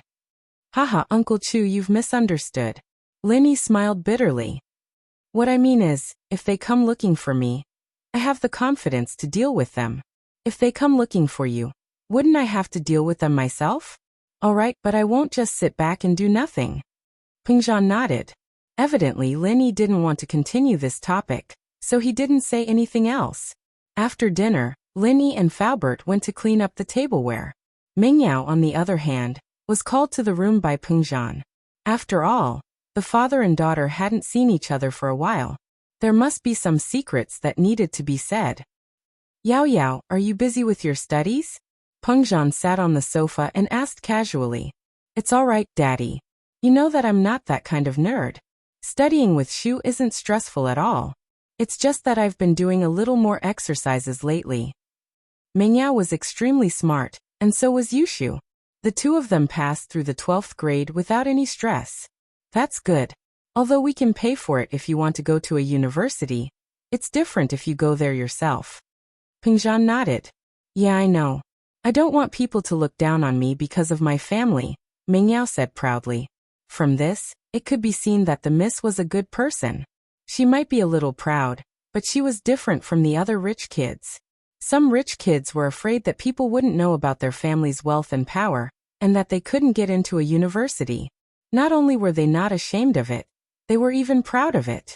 They would show off their family's power to others whenever they had time. Right, how's Lin Yi? He's by your side, going to school and living with you. Is he satisfied? Peng Zhan asked casually. Lin Yi. Meng Yao gritted her teeth at the mention of Lin Yi. Daddy, this person is too hateful. Hateful? How is he hateful? Peng Zhan paused. He's a womanizer. He's my follower, he should be by my side all the time, but he got himself a girlfriend in school, causing a huge uproar. Meng Yao said hatefully. This kind of person isn't suitable to be a follower. His private life is a mess. Right? He just went to avenge his girlfriend. This kind of follower who doesn't listen to orders is a heinous crime. Ah, that's hateful. Peng Zhan couldn't help but shake his head. It looks like this Lin Yi really is a hateful person. Yeah, Daddy, you think so too. Meng Yao couldn't help but be happy that her father was on her side. Yeah, you're right. Peng Zhan nodded and said solemnly. If that's the case, I'll fire him now. How can I let someone as despicable as him stay here without worry? I'll go right now. Yao Yao, wait for Daddy. With that, Peng Zhan stood up and walked towards the door. Chapter 600. For Shu's sake, no? Peng Zhan couldn't help but smile, but when he turned back, his expression turned into one of surprise.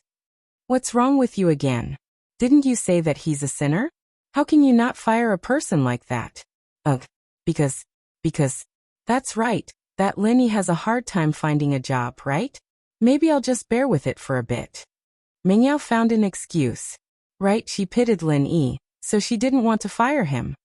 That's not a good idea, is it? I don't want my daughter to suffer. Peng Zhan said with a wave of his hand. Besides, there seems to be a lot of people looking for Lin Yi. It wasn't easy for me to hire him, so don't worry about him. I'll fire him and get you a new follower tomorrow. That's not okay either. Meng Yao said, panicking. Not okay either? Then why? Peng Zhan looked at his daughter, confused. Ugh. Because.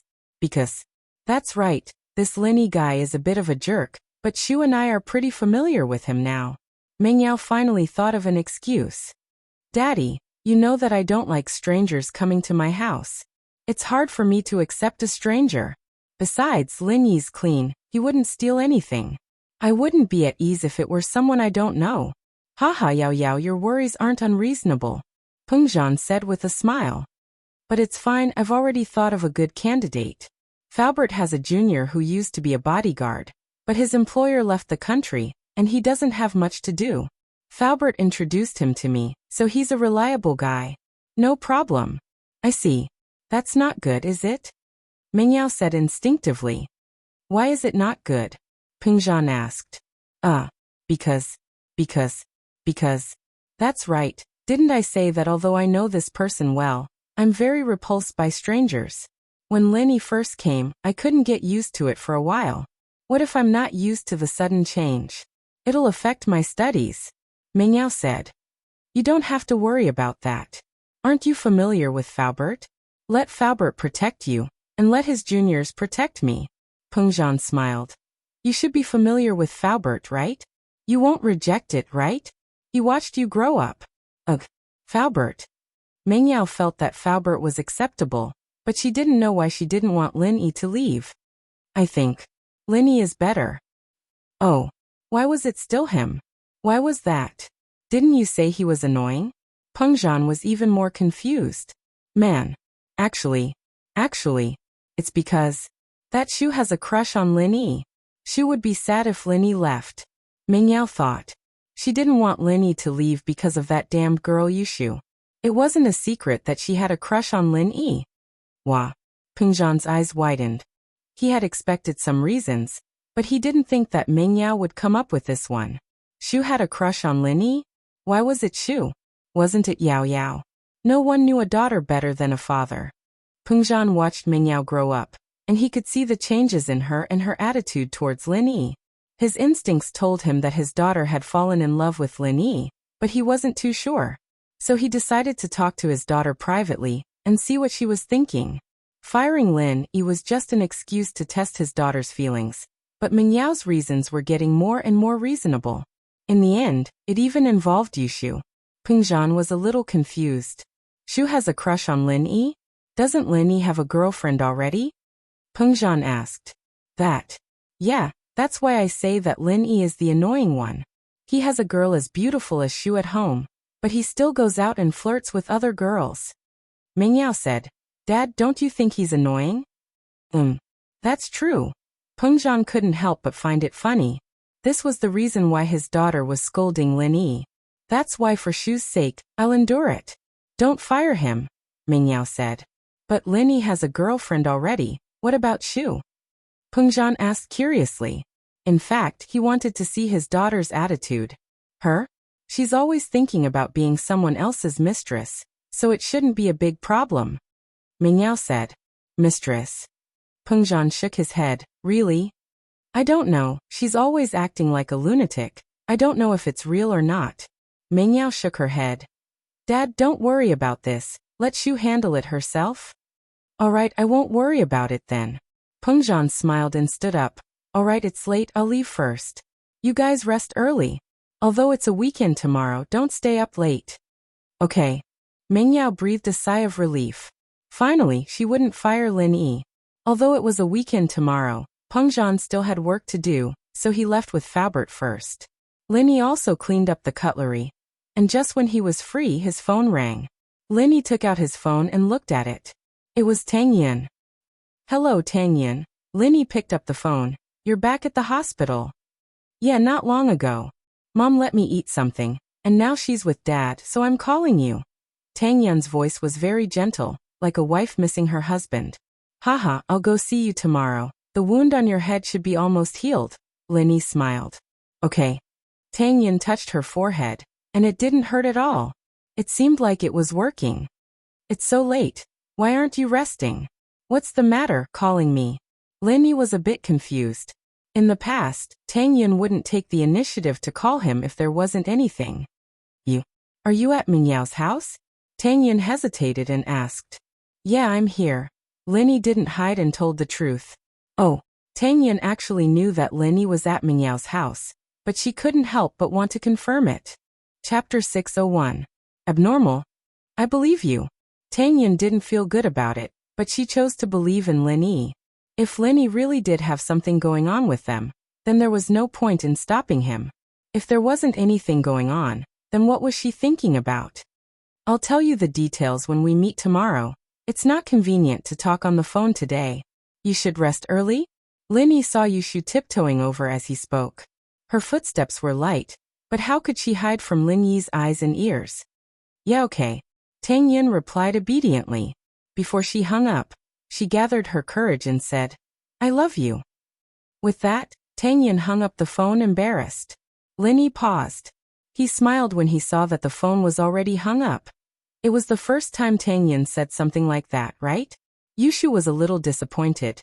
She saw that Lin Yi was talking on the phone, so she came over carefully to eavesdrop.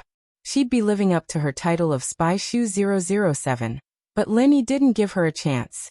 He hung up the phone quickly. Mingyao had just sent Pengzhan and Faubert off. She closed the door and came back to see Lin Yi hanging up the phone. Who were you calling? Mingyao wasn't someone who liked to poke her nose into other people's business, but she didn't know why she asked. Tang Yin. Lin Yi answered straightforwardly. Oh, what did you guys talk about? Mingyao asked casually. Lin Yi paused.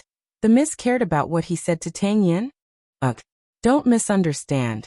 Mingyao blushed when she saw Lin Yi's expression. What I mean is, we're in a critical situation right now. There are people who want to do something to me. And there are people who want to do something to you. I just want to confirm if it's really Tang Yin on the phone. What if it's a bad guy pretending to be Tang Yin? Mingyao couldn't even speak coherently in her panic. Lin Yi was even more stunned. Did the eldest miss say these words? Why did it sound like what Yushu said? Could it be that the two of them had been together for too long and were assimilated? However, he still said, she didn't say anything. She just said that she was in the hospital. Oh, Mingyao listened to Lin Yi and didn't continue asking. If Tang Yin says anything suspicious in the future, you have to tell me in advance. Maybe there's some conspiracy behind it. For example, if Tang Yin wanted to have sex with you, don't agree. From what I can see, Tang Yin is a very pure girl. She can't do something like that. There must be a reason behind it. Mingyao was shocked by her own words. What the hell was she talking about? It must be because he didn't sleep tonight and was too sleepy, so he started saying some strange things. Lin Yi was a little speechless, but he still nodded. The people tonight were not normal. Yawang was indeed Yawang. Qibing's legs were quickly reconnected, and the medicine was applied as well. As for his face, Dr. Kang's golden wound medicine was applied, so Yao Wang didn't have to worry about it. Uncle Zhu's situation wasn't so good. Even Yao Wang couldn't help but shake his head after seeing it. Yao bro, how is it? Uncle Zhu could tell that Yao Wang was in a difficult position. Zhu bro, to tell you the truth, the situation isn't good. Yao Wang sighed. You used your full strength to fight with that person. And the other person used his full strength too. That person wanted to continue attacking Master Bing, so I had no choice but to use my full strength. Uncle Zhu smiled bitterly. Yao bro, just try your best. It doesn't matter if you can recover to your peak. It's not a problem for you to stay alive, but as for recovering your strength, it depends on whether the head is willing to use treasures to nourish you. Yao Wang said. If the elixirs keep up, I should be able to recover in half a year or so. But it'll be hard for me to break through again in this lifetime, unless there's some sort of miracle. I don't think about breaking through. It's good enough that I can recover. But why would the head use so many treasures for me? Uncle Zhu didn't think too much about it. He was sent to the common world to follow Master Bing, because he had no hope of breaking through. Brother Zhu, you don't have to worry. You got injured because of Master Bing. The head of the house won't mistreat you, Yao Wang said. Sihua has already asked the head of the house. I believe there will be news soon. Indeed, Zhao Guangyin had sent news that Yao Wang could use some of the elixirs in the house to save Uncle Zhu. He did this because Uncle Zhu had saved Qibing's life at a critical moment. If he mistreated Uncle Zhu, who would dare to work for him in the future? Wouldn't that be disappointing? So Zhao Guangyin naturally wouldn't do something as stupid as killing the donkey when it was no longer of use. The other news was for Zhao Qibing. Sihua ran into Zhao Qibing's room excitedly. Master Bing, good news. Oh, what good news? Zhao Qibing didn't feel much pain anymore. His mind was filled with thoughts of revenge against Lin Yi. He didn't dare to act recklessly since there was no news from his father. Boss, we've found out that Lin Yi has nothing to do with any of the hidden houses. After the house sent out the wanted order, no one responded. This means that Lin Yi doesn't belong to any of the hidden houses. Sihua was still used to calling Zhao Guangyin boss instead of head of the house. This was because Sihua was one of House Zhao's business representatives in the common world. He was responsible for providing wealth to House Zhao. Because of his business, Sihua was used to calling Zhao Guangyin boss. Is that so? That's great. Since he doesn't come from any of the hidden houses, there's no pressure to deal with him. Zhao Qibing laughed happily. Finally, we can kill him. Master Bing, don't be too happy yet. Boss said that although he doesn't belong to any of the hidden houses, we shouldn't do anything to him. We should at least investigate his background. Sihua said. For example, if he's alone, if he has other disciples from the same sect, or something like that. We can avoid unnecessary trouble if we kill Lin Yi. Chapter 602. Sihua's probing. Yes, Master Bing, I'll go ask Pingzhan about Lin Yi's background in a bit, Sihua said quickly. Hurry up, if Pingzhan doesn't listen, give him a beating. We have to figure out Lin Yi's background as soon as possible. I can't wait to kill him. Qibing urged. Don't worry, Master Bing, I know what to do. Sihua nodded as he wiped the cold sweat off his forehead. Also, what happened to my Qibing skyscraper? Qibing remembered the skyscraper that Lin Yi had flattened, and he couldn't help but feel humiliated. He had just completed his skyscraper, and now it was flattened by Lin Yi. Wasn't this a slap to his face? Not only did he lose face in front of so many rich kids, but it also affected the progress of Qibing real estate. They didn't even have an office space, so how could they build a building? Although the demolition work wasn't delayed, there wasn't a single worker when it came to building a building. How could they develop it? The Qibing skyscraper is completely destroyed. There's no hope of repairing it. Sihua complained. This skyscraper cost him and Gubong a lot of money, and now it was flattened just as it was completed. This was a huge loss. Destroyed? Can't you build a new one? Now immediately. Build me a new skyscraper. I want to see a brand new Qibing skyscraper before I leave the ward. Qibing was panicking. Without the skyscraper, it would be a huge loss of face. Ugh. Master Bing, How can a skyscraper be built that quickly? Isn't this a joke? A skyscraper is built from the ground, and Rome isn't built in a day. Sihua smiled awkwardly. Didn't I give you some time? I'll be able to leave the house in a wheelchair in another 10 or 20 days. You have to build me a skyscraper. Qibing gave the mission. Master Bing, how can I build a skyscraper in 10 or 20 days? Isn't this making things difficult for me? Sihua smiled bitterly. 10 or 20 days is more than enough. I saw a video on the internet where a skyscraper was built in a few days. If others can do it, why can't you? Are you trying to brush me off? Zhao Qibing glared at him and barked. Ugh. I'll give it a try then. Sihua had no choice but to bite the bullet and ask around to see if he could find the video and hire a skilled construction team to build the skyscraper. Go do it. Qibing waved his hand impatiently, sending Sihua away. Sihua walked out of the floating cloud, a little depressed. He wasn't the owner of the bar anymore, and everyone here had the final say. Master Bing was the owner's son, so of course he was more powerful than Sihua. However, he couldn't afford to offend Uncle Zhu and the Medicine King. Now he had become an errand boy. Sihua bro, what's wrong? Su Jiaonong asked as he saw Sihua walk out with a solemn face. Stop asking. Let's go to Pingzhan Industries with me. Sihua decided to solve Lin Yi's problem first. This was a little easier than building the skyscraper. Even if the skyscraper couldn't be completed on time, he would at least be able to answer to Master Bing. All right. Su Jiaonong didn't ask much and got in the car with Sihua, heading to Pingzhan Industries. Pingzhan was a little surprised by Sihua's arrival, but he didn't have too many questions. After all, he had heard from Lin Yi last night that the person Lin Yi provoked was Zhao Qibing, so Sihua was Zhao Qibing's underling. It wasn't strange for him to be here. Bossly, may I know what brings you here? Pingzhan didn't bother with pleasantries. After all, they didn't have any business dealings, and Gubong's scheme against him was planned by Sihua. So, Pingzhan didn't even need to pretend to be polite to Sihua. Mr. Chu, there's no need to say more about what I do. We don't have a good relationship, but that's fine. Sihua said faintly. We'll let bygones be bygones for now. Gubong has failed, and I have no intentions of dealing with you. Oh. Then why are you here, Bossly? Pingzhan didn't find it strange that Sihua was talking about his doings without hesitation. Everyone knew what was going on. Let's not beat around the bush. Mr. Chu, you hired a bodyguard named Lin Yi? Sihua wanted to complete Qibing's task as soon as possible, so he didn't waste time talking to Pingzhan. He came up with a strong stance. As far as Sihua was concerned, he wasn't Lin Yi's opponent, but he was a big shot in Songshan. Pingzhan was just a businessman after all, and there was no way he could be compared to someone like Sihua who was tainted with the underworld. That's right. Is there a problem? Pingzhan frowned. As expected, Sihua was here for Lin Yi. Haha, I do have something I need to trouble you with, Mr. Chu.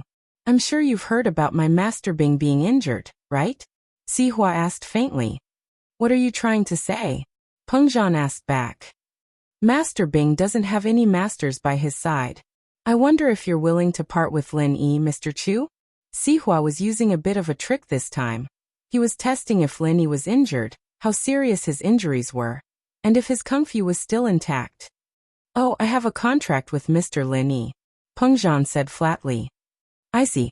Sihua cursed Pingzhan for being a sly old fox.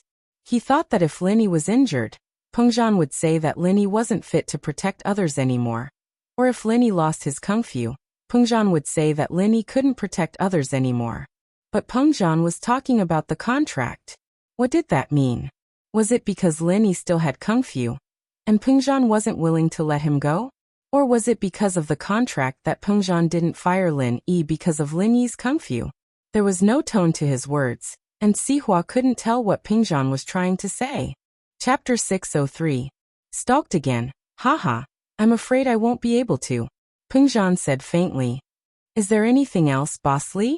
Pingzhan hadn't said anything, and his words had been conveying his rejection of Sihua, as well as the fact that he wanted to keep his distance from Sihua. But even a wise man could make a mistake. He never would have thought that Sihua would be able to glean some information from his rejection. Peng Zhan had said that he wouldn't be able to invite him. Not that he wouldn't be able to invite him. This meant that Lin Yi was probably alone now, and he didn't have anyone from the same sect. If that was the case, then there wouldn't be any worries when dealing with Lin Yi. Sihua was overjoyed. Peng Zhan, you old fox. You didn't see this coming, did you? I'm not here to poach you, nor am I here to hire another bodyguard for Master Bing. I'm here to get some information. Sihua didn't stay any longer after getting the answer he wanted. He left immediately, and Peng Zhan didn't bother sending him off either. He smiled coldly as he watched Sihua walk out of the office. Sihua hated Peng Zhan. In fact, he would have gone after Peng Zhan even if this hadn't happened. He just didn't have the time yet. It'd be a great achievement if House Chu's wealth fell into House Zhao's hands. Although the so-called hidden aristocratic families were mysterious ancient martial arts families with absolute masters, their wealth was actually not as great as those ordinary aristocratic families. This was because they pursued different things. The hidden aristocratic families pursued the pinnacle of martial arts, while those aristocratic families pursued power and money. The two were fundamentally different, but hidden noble houses had a strong reputation as well. Not only did they have a lot of masters, but they also had a lot of medical experts. This was what the noble houses yearned for. Although it wasn't the ancient times where firearms existed, guns could still be a threat to normal people. But for real masters, masters above the golden class, they could easily dodge bullets and kill people before they could even open fire. Hence, guns were nothing to an expert. Of course, cannons, rockets, and armored cars were a different story. Even the mafia houses wouldn't be able to get their hands on these things, let alone normal noble houses. Hidden houses, on the other hand, needed money in order to maintain their development. This was also why Sihua was making money outside. Sihua had been drooling over Peng Zhan Industries for a long time even without Master Bing. After leaving Peng Zhan Industries, Sihua gave Master Bing a call and told him the good news. As for how to deal with Lin Yi, he'd have to discuss it with Uncle Zhu and Yao Wang.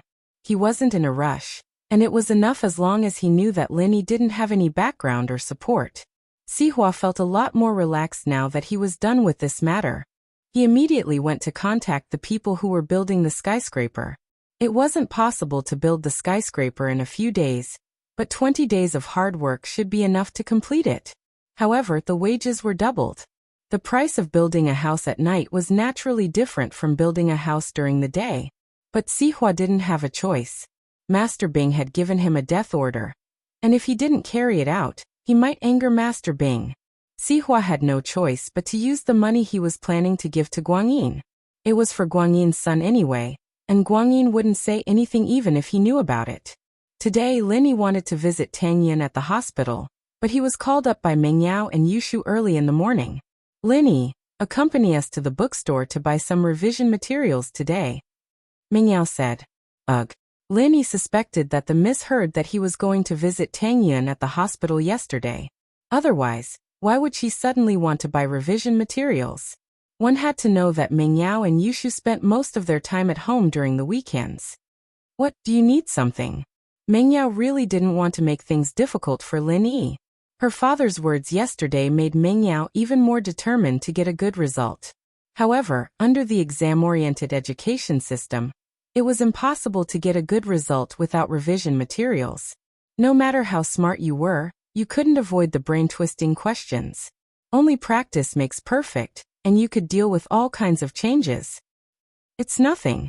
Lin Yi could only accompany the miss to the bookstore. Then why don't you hurry up and pack?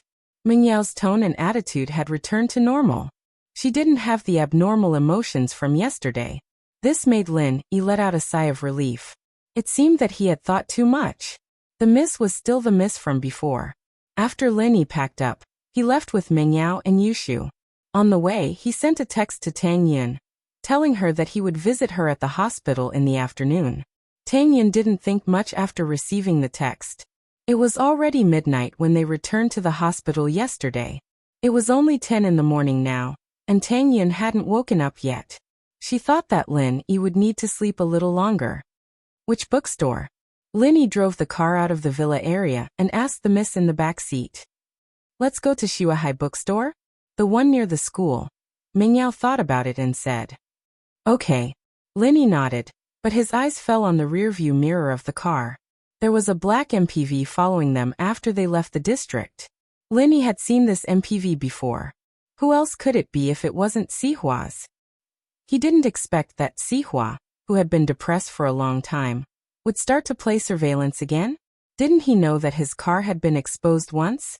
In fact, Sihua didn't want to hide from Linny. He sent people to the villa area just to see how Linny was doing.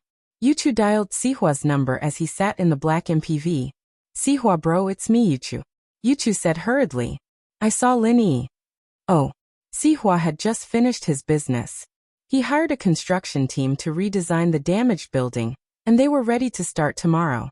Sihua, on the other hand, returned to the floating cloud bar and received a call from Yuchu the moment he entered. He'd sent Yuchu to keep an eye on Linny. He didn't know how Linny was doing right now, and Sihua couldn't get anything out of Pengzhan. So he sent Yuchu out to keep an eye on Linny's villa. Where did you see him? How's Linny? Sihua asked. Chapter 604. Are you sure you're not mistaken? Wadash. Sihua was so shocked he almost threw the phone away. What? What did you say? Linny's driving? Out with Mingyao and the others? Yeah, what's wrong with that? Yuchu was just a small fry, and he didn't know much about these secretive things. He knew that Linny had crippled Master Bing's legs, but he didn't know much about Lin Yi's strength or Uncle Zhu's. Are you sure you're not mistaken? Lin Yi's driving? Sihua asked in disbelief. Nope, I even took a picture with my phone when they came out. I'll send it to you later, Yuchu said with certainty. He didn't know why Sihua was so suspicious. Lin Yi's like a normal person? There's nothing wrong with him? Sihua asked, unwilling to give up. Yeah, he's driving. What's wrong with that? Yuchu replied. Then send me the picture. Sihua frowned. This was strange. According to Uncle Zhu and Yao Wang, shouldn't Linny be lying on the bed, about to die? How was he still able to go out with Mingyao and Yushu? He could even drive? Okay, should I continue to follow them? Zhang Yuzhou asked. You don't have to. You can leave now. Sihua only wanted to check on Lin Yi's condition. He wasn't interested in what Lin Yi was doing at all. Oh, all right. I'll be leaving then, Yuchu replied. He sent Lin Yi's picture to Sihua and told the driver to stop following the car. And so, just when Lin Yi was wondering why Sihua had sent someone to follow him and Lin Yi was about to shake them off, the car behind him disappeared after a turn. Lin Yi shook his head. Lin Yi couldn't be bothered with them since they weren't following them anymore. Sihua wouldn't be able to do much anyway. Sihua received a picture from Zhang Yuzhou right after he hung up. It was a picture of Lin Yi walking out of the villa with Mingyao and Yushu as if nothing had happened, and the three of them were in the car. The last few pictures were a little blurry, evidently taken when Zhang Yuzhou was following Lin Yi in the car. Only the rear of Mingyao's Audi S5 could be seen clearly. Sihua didn't dare to delay, and hurriedly ran into the back of the bar. Qibing was playing with his phone while Yao Wang and Uncle Zhu were discussing something in a low voice. Master Bing, Uncle Zhu, Mr. Yao, I have big news, Sihua said in a panic. Big news? What big news? Master Bing put his phone aside when he saw Sihua. He was reading a web novel called How to Pick Up Girls, imagining himself becoming the main character in the novel and dominating the world. Linny doesn't seem to be injured. According to my men, he's out with Mingyao and Yushu right now. Linny is driving, he's no different from a normal person, Sihua said. Impossible. Qibing didn't say anything but Uncle Zhu spoke first. I exchanged a palm strike with him. I know what's going on between us. How can he be fine? Uncle Zhu, I don't think it's possible either, but this is the picture my men just sent me. Take a look. Sihua smiled bitterly and passed the phone to Uncle Zhu. Uncle Zhu took the phone and looked at it. Yao Wang, who was at the side, followed. This. Uncle Zhu's eyes widened as he looked at the image on the phone, as if he had just seen a ghost. Was this taken just now? How is that possible? With such a heavy injury, I don't even know if I can stand up and walk. Even without the elixir and Yao Bro's care, I might not even be able to talk. How can this Lin Yi leave the house? Yao Wang's face was also filled with disbelief. He felt that the photo on the phone was too unbelievable. It can't be right? Could it be that Lin Yi isn't injured at all? Is he not a mystic class master? Is he a higher class master? That's impossible. Uncle Zhu shook his head. When we exchanged palms, I could clearly feel his strength. He's at the early phase of the mystic class. Besides, if he was stronger, he wouldn't have ignored my warning and attacked Master Bing directly. Since he chose to retreat, it means that he didn't have the confidence to fight me head-on. Besides, it's only when our strengths are on par that I can survive. If the opponent's strength was too high, I wouldn't even be here talking right now. I would have died a long time ago. But the fact is that Lin Yi really came out. Let's not talk about what's possible or not. It's already possible. Sihua said helplessly. Uncle Zhu, Mr. Yao Wang, if Lin Yi was injured, he wouldn't be able to get up, right? That's not for sure. Yao Wang shook his head. There's only one possibility. He lost his strength, so he's back to normal. Lost his strength. Sihua paused, not understanding what Yao Wang meant. Yes, he lost his strength. Yao Wang nodded. When a master is injured to the point of death, there are two ways to save his life.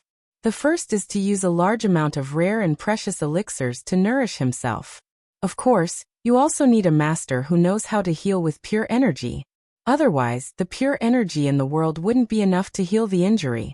The second way is if you don't meet the requirements of the first method, you can only lose your strength in order to save your life. Ah. So you're saying that after you save your life, your strength will be gone? Sihua asked, surprised. You could say that. Yao Wang nodded. Could it be that Lin Yi lost his strength? Sihua mumbled to himself. The first method has too many requirements. It needs a treasure of heaven and earth, as well as a master with medical expertise. Lin Yi probably won't be able to find all of these things. It's possible that he'd even dispelled his arts to save his life. In the first method, you don't have to meet these two requirements at the same time. It's just that if you have both, you'll be able to recover faster. If you lack one, you'll be able to recover, but at a slower rate. Yao Wang said with a wave of his hand. I don't think Lin Yi has these two requirements, so it's possible that he chose to lose his strength. Sihua said. Chapter 605. Yao Wang's analysis, of course not. Uncle Zhu smiled bitterly. If it were me, I'd rather die than lose my strength. Only cultivators like us know how hard it is to cultivate. Strength is built up bit by bit, and losing it to a normal person is worse than dying. Even if there's a sliver of hope, you can't lose your strength. You're right. Yao Wang nodded. That's why, if Lin Yi isn't an idiot, he wouldn't lose his strength. Or at least, he wouldn't lose it unless he had no other choice. Or maybe he had no other choice. Sihua frowned. Right, could it be that he's recovered his strength? Recovered his strength. Yao Wang and Uncle Zhu both took in a cold breath. After all, Sihua's assumption was far too bold. It wasn't impossible, but it was too idealistic. What's wrong? Is there a problem? Sihua asked, curious at the exaggerated expressions on Yao Wang and Uncle Zhu's faces. The hypothesis you're suggesting is possible, Yao Wang said. But that's only in an ideal situation. First, if he's in a blessed place with thick pure energy, it's not impossible for him to recover his strength in a day. As long as there's enough pure energy to absorb, recovering his strength wouldn't be a problem. Of course, I don't know if there's such a place on Earth. At least, I've never heard of it. That sounds like a fairyland from a TV show. It doesn't seem to exist anymore. Sihua shook his head. Other than that, the second method is to have a master from the same sect imbue Lin Yi's body with his own qi. And that's how he can recover quickly. However, this method had its flaws. First of all, it had to be an expert from the same sect. Because different sects had different cultivation methods, the true qi in their bodies was also different. If it was forced, it would only result in death. Secondly, while it could save someone, it wouldn't be a good thing for the master. Giving away the pure energy he'd worked so hard for would cause his strength to plummet, and he might even lose a level. I don't think even blood brothers or father and son would use this method, because the higher the level, the harder it was to cultivate. In order to save a mystic class master's life, the rescuer must be at least an earth class master. But if he gave his true qi to the rescuer, Then the rescuer might also drop to Mystic class. If he wanted to ascend to Earth class again, he would need a lot of hard work. No one would do such a thing. Medicine King said. I see. Sihua nodded. So that means that Lin Yi really did lose his strength? Or was there really no hope for him to recover? I've heard from Pengzhan that Lin Yi doesn't have any friends, and that he's alone. There's no one to save him, and he doesn't have any treasures to help him. If he doesn't disperse his strength, he'll die. That's hard to say. Yao Wang shook his head. In short, I think this matter is very strange. Yeah. This Pengzhan really doesn't know what's good for him. I've been beating around the bush for a long time, but I can't get anything out of him. Sihua said angrily. Alright, stop studying Lin Yi. What's the point of studying him? Whether or not he recovers, I'll deal with him. Master Bing was getting impatient. Since he doesn't have anyone to back him up, I'll make sure he dies in front of me. And this Pengzhan, does it mean that he's going to protect Lin Yi no matter what? I wasn't planning to deal with him immediately, but since he doesn't know what's good for him, then I'll deal with him as well. That's true. Sihua nodded after hearing Master Bing's words. Mr. Yao, Uncle Zhu, how do we deal with Lin Yi? Lil Brother Zhu's condition won't be able to recover within a year and a half, so don't worry about him. Yao Wang said. But even if Lil Brother Zhu recovers, I don't recommend fighting Lin Yi head-on. Oh, Yao Wang, aren't you a mystic as well? You're not afraid of Lin Yi, are you? You and Uncle Zhu working together can't take down Lin Yi? Qibin asked. Master Bing, I'm a mystic, yes, but my mystic class is a bit special. Yao Wang smiled bitterly. Although I'm a mystic as well, I use medicine to increase my strength. It's different from a master who uses pure qi from heaven and earth to increase his strength. Moreover, the mental cultivation method that I'm cultivating is of a supplementary nature. Its main purpose is to save people and not attack. So that's how it is. Master Bing nodded, but he felt wronged. If that's the case, then how do we deal with Lin Yi? Can't we do anything to him now that he's a normal person? That's not true. No one can be sure if Lin Yi is a normal person or not. What if he has an ancient miracle medicine? Eating one would be equivalent to half a year's worth of recovery. Who knows, he might even recover his strength. Yao Wang shook his head. There's such a miracle medicine? Qibin's eyes widened. The world is big, nothing is too strange. Yao Wang said. Although it sounds a bit scary, I've read about similar medicines in some ancient books. They're called the Great Recovery Pill and the Minor Recovery Pill. The Great Recovery Pill allows an injured person to recover to their peak in an instant, and the Minor Recovery Pill allows the injury to heal quickly, but the strength has to be recovered bit by bit.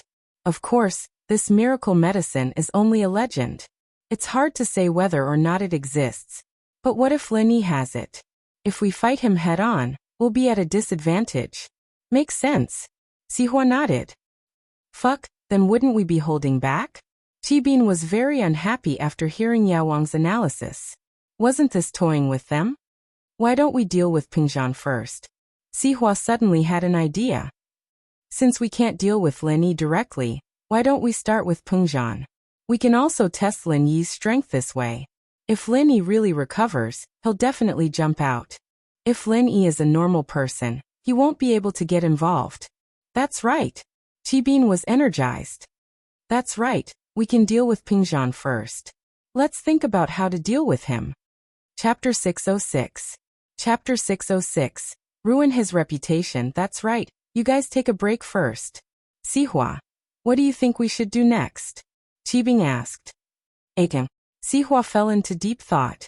We should choose to strike Pengzhan's weakest point, where it's the easiest to hit him. That way, we'll be able to quickly test out Pengzhan's bottom line, and see if Lin Yi has recovered his strength. Fuck, it'd be great if we could deal with both Pengzhan and Lin Yi at the same time. I can't take it anymore. Qibing's temper had been pretty bad these days. After all, lying in bed with a broken leg was a very uncomfortable thing to do. Pengzhan Industries has a lot of businesses. We should target the weakest one, the one that's the easiest to deal with. Sihua said in a deep voice.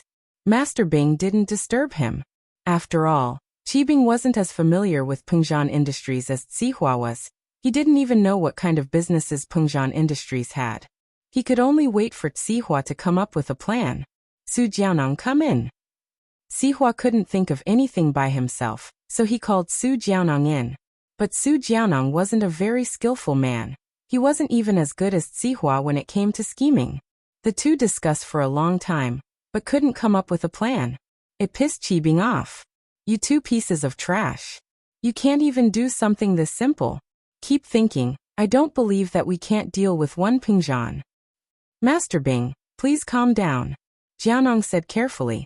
Sihua bro, why don't we call Jin Gubang and Zhong Fabai over? Jin Gubang used to work for Pingzhan Industries, and he knows them far better than we do. Plus, Zhong Fabai seems to be quite a devious. There's strength in numbers. What do you think, Master Bing? All right, Sihua, hurry up and call Jin Gubang and Fabai. Tell them to come over. Master Bing agreed without hesitation. He didn't want to wait any longer. He wanted to take revenge on Lin Yi. Jin Gubang and Zhong Fabai heard that Master Bing wanted to see them, so they rushed over immediately. They knew that Lin Yi had injured Uncle Zhu and crippled Master Bing's leg, but they didn't think that Lin Yi could live for long. Who was Master Bing? Lin Yi actually broke his opposite leg. Why would Master Bing let him off? So when Sihua told them about Master Bing's plan to deal with Lin Yi and Pingzhan Industries, they knew that their guess was correct. I'm good at dealing with Pingzhan, Gubang said. If we're talking about something that can attract the attention of the media and ruin Pingzhan Industries' reputation, we can start with the schools. School? Fourth school? Sihua paused. That's right, it's the school, Gubang said. Nowadays, if something happens to the students in the school, it'll be a big deal. The media won't stop until they're dead, and the public's opinion will be one-sided. They'll say that Pingzhan is a black-hearted businessman who dared to target the students. Even if they want to salvage the situation, it'll depend on what it is. What we need to do is create an accident that they can't salvage, and we'll be able to achieve our goal. That's right. Sihua's eyes lit up. That's right. If something were to happen to Pingzhan's school, the parents wouldn't just let it go. It'd be a headache. But what could cause a school to go wrong? Continue. What should we do? Qibing nodded approvingly. It seemed that he didn't take Gubang in for nothing. If we cause a school to go wrong, naturally, we'll cause problems for the students, Gubang said. For example, if a building collapses and kills a few students, or if a gang goes to the school and kills a few students, or if there's a teacher who's a monster, hitting or even molesting the students, etc.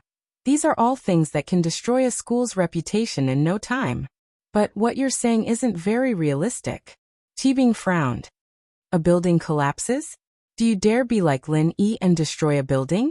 If it's a gang, do you want our people to do it? Wouldn't we be dragged into this? As for the monster teacher, don't even think about it. It's basically impossible. No matter how much money you give them, they won't risk their lives to commit crimes. Gubang laughed dryly, a little embarrassed. I'm just giving examples. Let's continue our discussion. Master Bing, I wonder if this Mr. Yao Wang is an expert in poison as well as saving lives? Fabai, who'd been silent all this time, suddenly spoke up. Poison?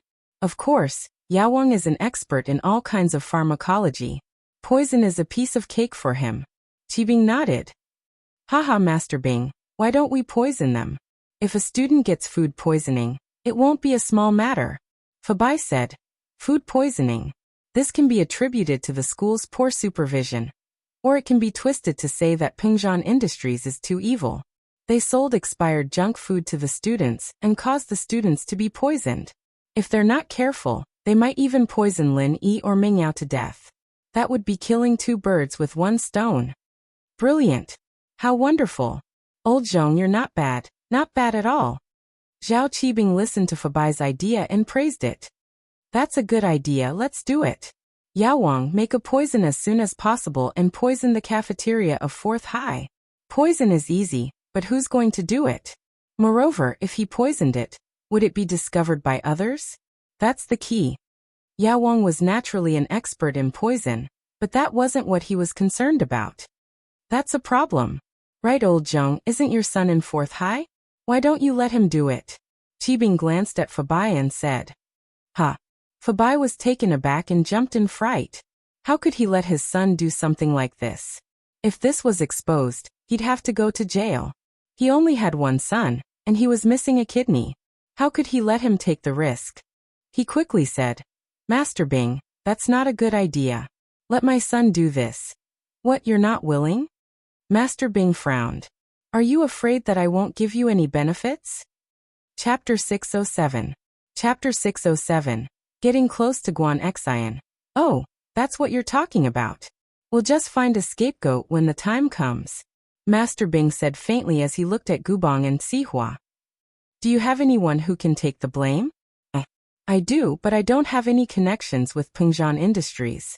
The police might not believe me even if I get them to take the blame. Sihua said, troubled. Master Bing, I do have someone who's a distant relative of mine. He's the type of person who values money more than his life, Gubong said after some thought. Most importantly, he has some history with Pengzhan. Yes, that's right. It's decided then. Yawang will make the poison and Pinliang will poison it. Gubong's distant relative will be the scapegoat if something goes wrong. Master Bing was getting impatient. Yawang, it's best if you make a rare poison that's hard to detoxify, and the hospital won't be able to detect it. That's the only way to ruin Pengzhan Industries' reputation. Otherwise, if they find out that someone poisoned Pengzhan Industries, it won't affect Pengzhan as much. Don't worry, Master Bing. Yawang said confidently. There aren't many people in this world who can detoxify the poison I make. Since I'm called Yawang, I naturally have a deep understanding of pharmacology. I've never lost to anyone in my life, other than one person. But that person disappeared more than 10 years ago. Yawang naturally had the right to be arrogant. If Yawang said he was number 2 amongst all the famous doctors of the hidden houses, then no one would dare say they were number 1. This was also why he was able to save Uncle Zhu even after he was injured. Yes, that's good. Master Bing knew how powerful Yawang was. We'll carry out this plan after Pinliang is discharged. Old Zhong, don't worry too much. I won't mistreat you. Isn't Pinliang missing a kidney? I'll help him research a compatible kidney source in the next few days, and then install it for him. Thank you, Master Bing. Fabai was overjoyed. Pinliang's loss of a kidney had always been a thorn in his side, and Master Bing was here to help him find a new kidney. It couldn't be any better. Lin Yi naturally didn't know that Master Bing had started to deal with him, but even if he knew, he would just laugh it off. Medicine King? He even used Dr. Kang's medicine to treat his injuries. How dare he call himself the king of medicine? Why are there so many people with big faces in this world? Nothing was too strange in this world. Lin Yi parked the car downstairs of Xuehai bookstore and accompanied the 2 ladies into the bookstore. Ming Yao and Yushu went to the high school information section. Lin Yi wasn't too interested in stuff like that. Even if he couldn't get into a university, Pengzhan would still send him to one of Ming Yao's. Lin Yi wasn't Ming Yao after all. He didn't care how he got into university. If he had the time to study every day, he might as well do some research instead. Lin Yi was busy enough every day. I'll go to the medicine section. You guys can find me there after you're done, Lin Yi said to Ming Yao. Oh. Ming Yao was flipping through the latest mock exam summaries from different provinces and cities. She responded faintly and didn't bother with Lin Yi. Yushu was also flipping through a practice book like Ming Yao, but after hearing Lin Yi's words, she waved her hand at Lin Yi, indicating that she understood. Lin Yi smiled and turned to the medicine section. This was where he met Guan Xuemin. Almost a month had passed in the blink of an eye, and Lin Yi and Guan Xuemin had established a medicine company together. Life was really strange. But surprisingly, Lin Yi saw 2 familiar faces in the medicine section. Kong Mingming had been in Songshan for 4 days now, and he was here with a difficult mission for his family, hit on Guan Xian. He wanted to start with Guan Xian and learn about the recipe for the pill of life extension and toxin cleansing in Guan Xuemin's hands. Of course, he didn't believe that Guan Xuemin had invented the recipe. As far as he was concerned, Guan Xuemin was just like his grandfather, Dr. Kong, who'd gotten the recipe from some master by chance.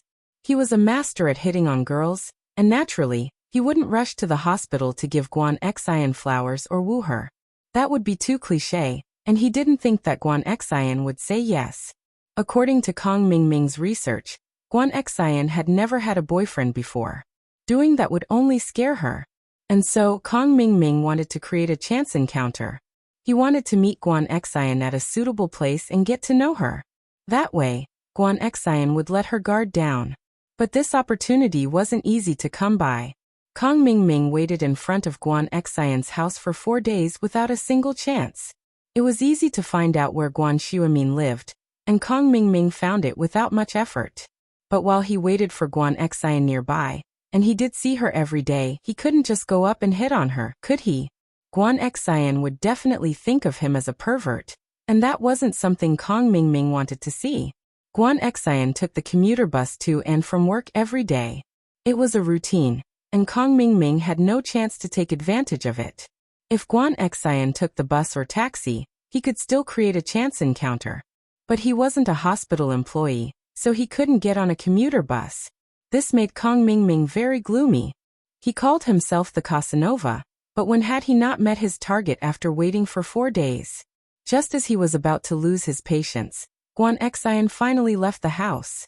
It was Saturday, and Guan Xian didn't go to work. After leaving the villa, she took the bus to academic bookstore. Kong Mingming felt that his chance had come, so he quickly flagged down a taxi and followed her all the way to academic bookstore. When he saw Guan Xian go to the medical section, he started thinking about how to hit on her. Guan Xian naturally didn't notice that someone was following her. After all, she wasn't a criminal investigator, so there was no way she would notice that Kong Mingming was already not far from her.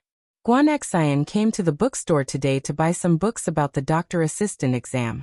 She'd majored in nursing when she was in school, but she'd also studied Chinese and Western medicine at the same time.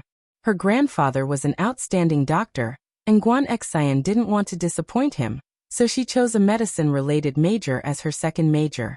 Chapter 608. Kong Mingming strikes up a conversation. Guan Xian's decision to pick up this major and take the exam was all because of Lin Yi. She knew that Lin Yi's medical skills were on par with her grandpa's, perhaps even better. She was afraid that she wouldn't have anything to talk about with Lin Yi in the future, so she decided to pick up this major. She didn't tell her grandpa or her father about it, of course. She'd made the decision herself. Kong Mingming was regretting that he didn't spend more time studying medical books. He could have found a topic to talk to Guan Xian if he did. It was a rare opportunity.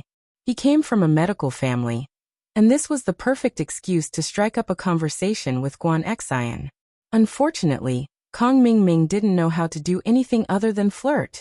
Kong Mingming panicked when he saw Guan Xian flipping through a book from the shelf. How was he supposed to hit on her? Wait a minute. Kong Mingming had an epiphany. Guan Xian was just a nurse. She didn't know anything about medicine. Nurses, on the other hand, should be doing things like practice makes perfect, right? Needles, bandages, and so on. She didn't need to go to a bookstore to buy books, did she? So Guan Xian was here for. Kong Mingming looked around the medical section. There were quite a few girls as well, and one of them happened to walk past him. Kong Mingming clearly saw the words on the cover of the book she was holding. Traditional Chinese Beauty. Realization dawned on Kong Mingming. So it was Traditional Chinese Beauty. Guan Xian was probably here for that type of book as well. Which girl didn't want to look good? Especially a cute and pretty girl like Guan Xian. She wanted to look even prettier. Kong Mingming felt more confident at that thought. He didn't know anything about medicine, but Guan Xian might not know either. As long as he made it sound more professional and reliable, Guan Xian wouldn't be able to tell if he was telling the truth or not. Not to mention that there were many books out there that were full of lies. What was written might not even be right, and some of them even contradicted each other.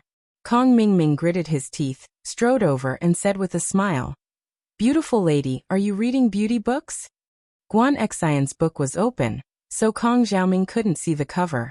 He had no idea what Guan Xian was reading, so he asked arrogantly. "Oh." Guan Xian raised her head to look at Kong Mingming. She didn't recognize him, so she ignored him and continued reading her book. Many of the things in these books are lies.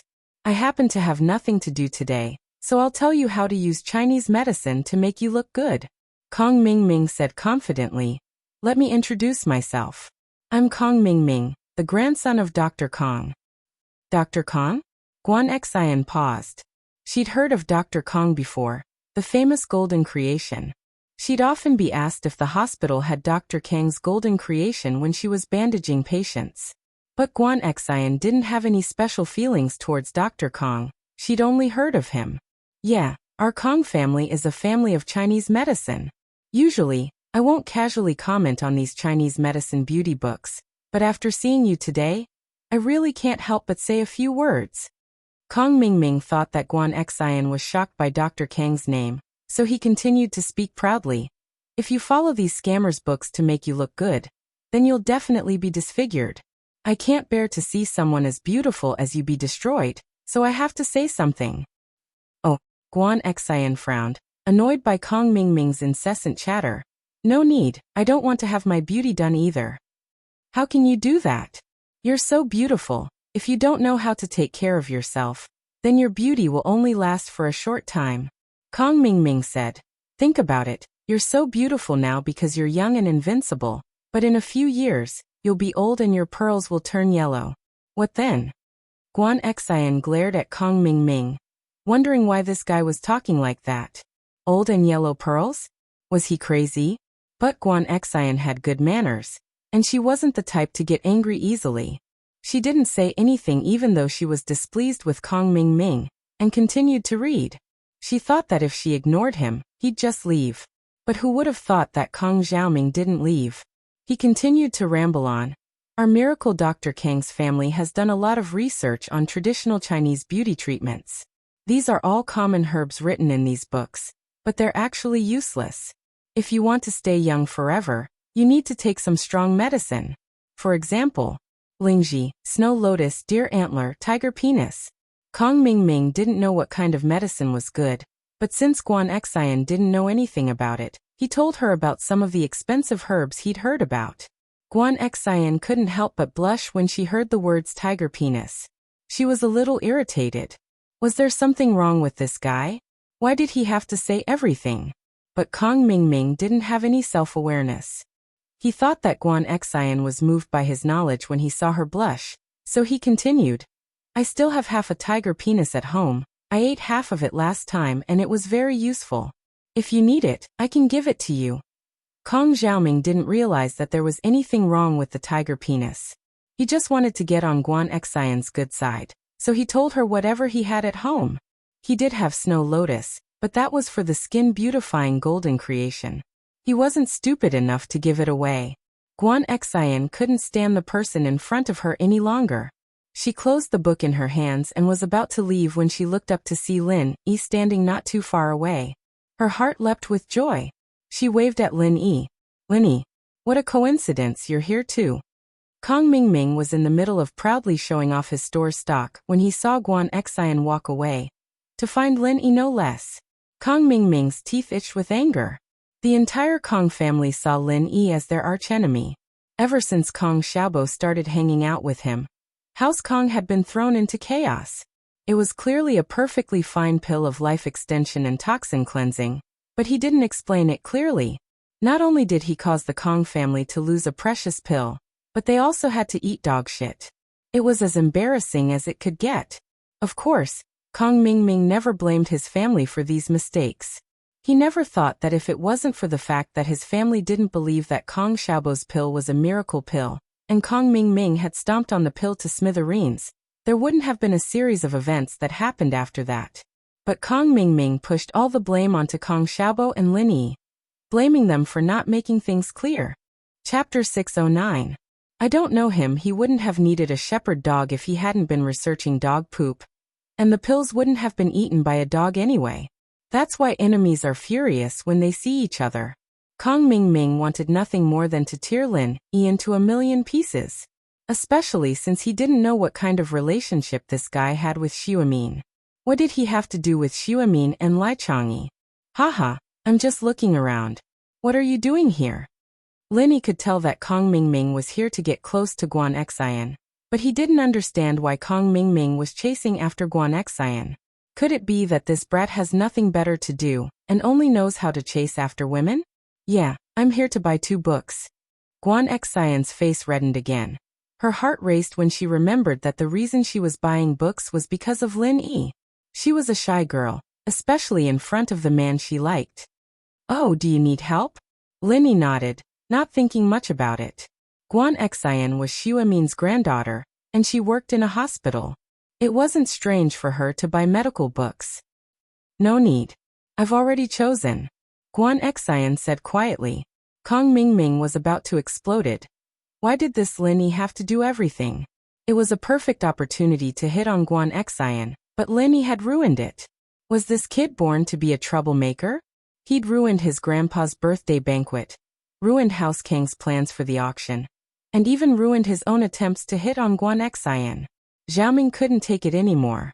He pointed at Lin Yi and said to Guan Xian, "This guy isn't a good person, don't hang out with him. He's a big scammer. Our Kong family's signature product has been copied by him. We're Dr. Kang's golden creation medicine, and he made Miracle Dr. Guan's injury medicine. We made a special edition, and he also made a special edition. He's simply copying and copying. Don't get close to such a shameless person. He's learning everything from us. We're Miracle Dr. Kong, and now he's Miracle Dr. Guan. He's the king of copycats." Kong Xiaoming poured out all the depression he'd been suppressing for a long time, but when he finished, he saw Guan Xian staring at him coldly. It sent a chill down his spine. What kind of gaze was that? Kong Mingming suddenly understood. Wasn't Guan Xian's grandfather Miracle Dr. Guan? How dare he call Miracle Dr. Guan a fake? Wasn't that the same as scolding someone's grandfather? Of course Guan Xian was pissed. Kong Mingming regretted it. He couldn't control his mouth. Even if that was what he thought, he couldn't say it out loud. Wouldn't that make Guan Xian hate him?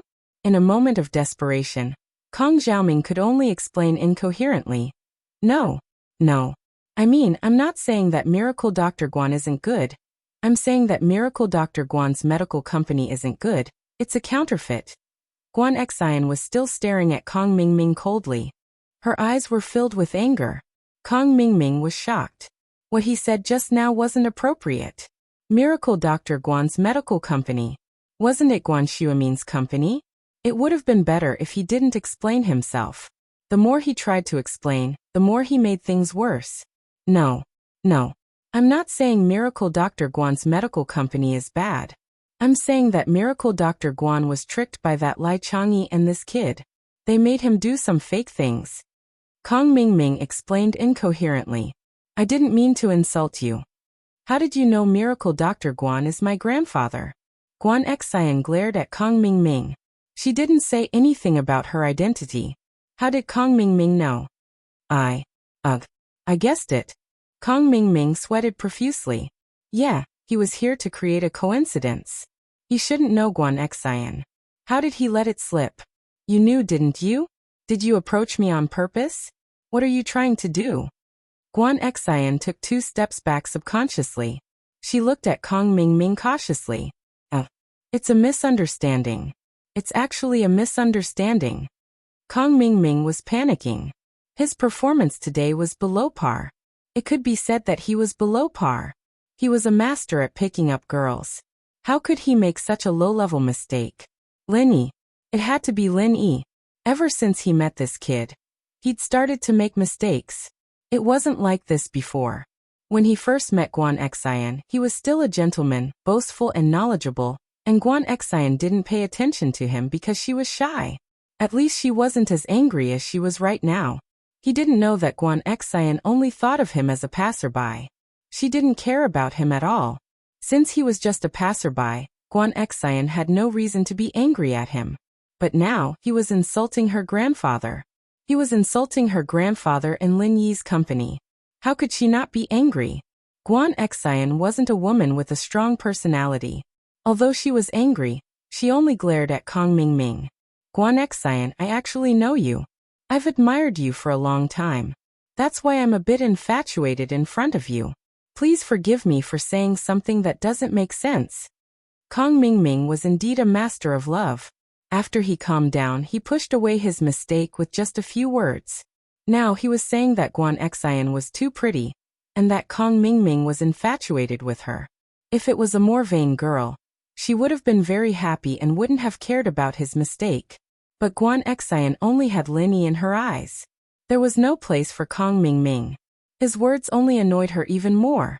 She frowned subtly and lowered her head. She didn't want to see Kong Mingming anymore. Seeing that Guan Xian was ignoring him and lowering her head, Kong Mingming thought that his words made Guan Xian shy. Girls who had never had a boyfriend would always be shy. Kong Mingming thought that Guan Xian was the same. Besides, he'd already used enough strong medicine today.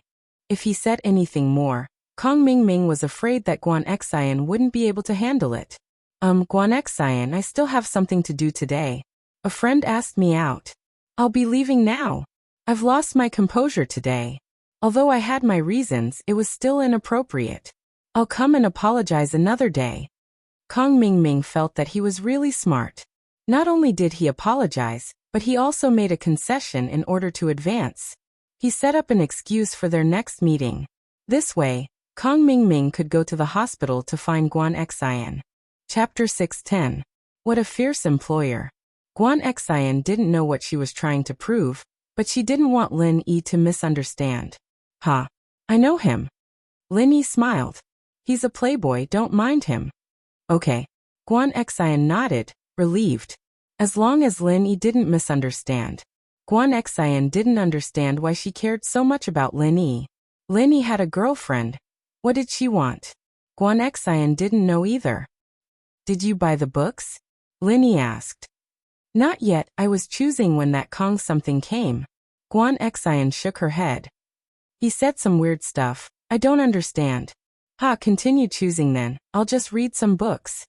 Lin Yi took a book from the shelf and started reading.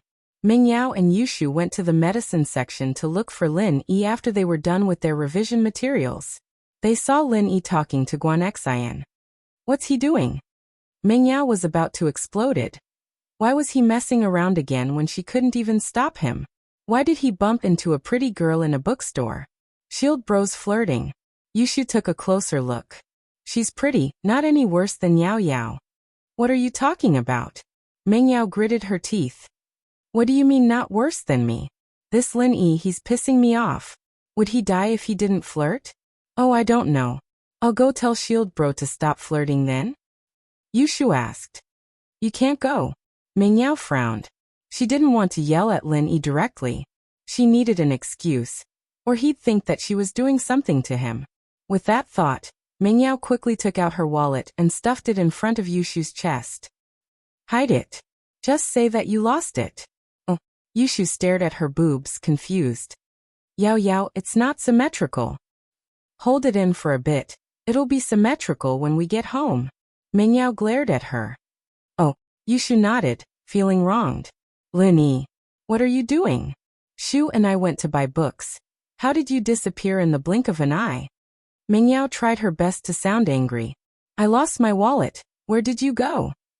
Lin Yi was just about to finish his conversation with Guan Xian when Ming Yao's shout startled him. Who are they? Guan Xian jumped in fright as well. She looked at Ming Yao and Yushu in fear. These two girls were ridiculously beautiful, but they were so fierce that it was scary. My employer. Lin Yi shrugged and smiled bitterly. I have to go back. See you next time. Guan Xian was curious. Why did Lin Yi have an employer? Wasn't he doing business with Grandpa? Why did it look like he was the follower of the two misses? What the hell was going on? Although Guan Xian was curious, she didn't ask any questions. She wasn't a talkative girl, so she nodded. And all right. Come to my house some other day. Grandpa's still wondering when you'll be able to come. Okay, I'll visit when I'm free.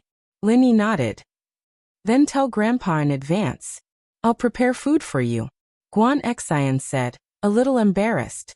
Ming Yao gritted her teeth when she heard that Guan Xian was going to cook for Lin Yi. How could this girl be so shameless? She even wanted to cook for Lin Yi? Lin Yi, I'm hungry. Hurry, go home and cook for me and Shu. Ming Yao pointed at Lin Yi and said angrily. Oh, I'm hungry too. I want to eat shark meat. Yushu raised her hands and called out as well, but the movement was too big, and a corner of her purse was squeezed out of her chest. She didn't even realize it and continued excitedly, let's go catch a shark. Your employer is so fierce. Guan Xian opened her mouth. She looked at Mingyao and Yushu stunned. Then go home. Don't disturb your work. Okay, see you next time.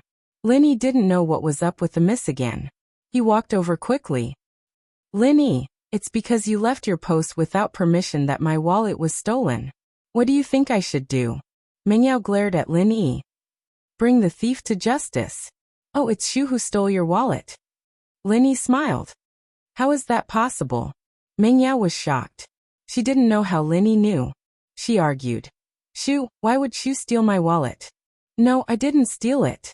Yushu shook her head as well. Huh. It's right in front of your chest. Half of it's exposed. Lin Yi pointed at Yushu. Ah. Yushu looked down. A corner of her wallet was exposed. This? Aren't you going to bring the thief to justice? I've caught him for you. Do you want me to send him to the police station? Lin Yi asked with a smile. Oh no. I don't want to go to jail. Yao Yao was the one who forced me to hide my wallet. It's not my fault. Yushu screamed. Mingyao's eyes widened. Her heart was about to explode. What are you screaming for? Stop screaming. It's because your chest is too big. It squeezed out your wallet. Ah. You can't blame me. Yushu said pitifully. Huh. Since we've found the thief, let's go back for dinner. Lin Yi smiled and didn't say anything. Sometimes the miss was cuter than Shu. How could she come up with such a ridiculous idea? When they got home, Lin Yi went to cook. Mingyao, on the other hand, glared at Yushu. Look at you. You don't even know how to act. You got caught like this. Yao Yao, you can't blame me. The wallet came out on its own. Yushu said weakly. Alright, let's not talk about this. You're pissing me off. Mingyao was speechless. Who was the girl who talked to Lin Yi today? I don't know. I've never seen her before. Yushu shook her head. Aren't you the spy 007? You don't know anything. Mingyao shook her head. Lin Yi prepared an extra portion of food. He wanted to give it to Tang Yun when he went to the hospital. However, the miss found out. Lin Yi, why did you make so much food? Will the three of us be able to finish it? Mingyao was just pissed, so she asked casually. In fact, the miss usually didn't care about leftovers. I made an extra portion. I'll give it to Tang Yun when I go to the hospital. Lin Yi didn't hide it. Chapter 611.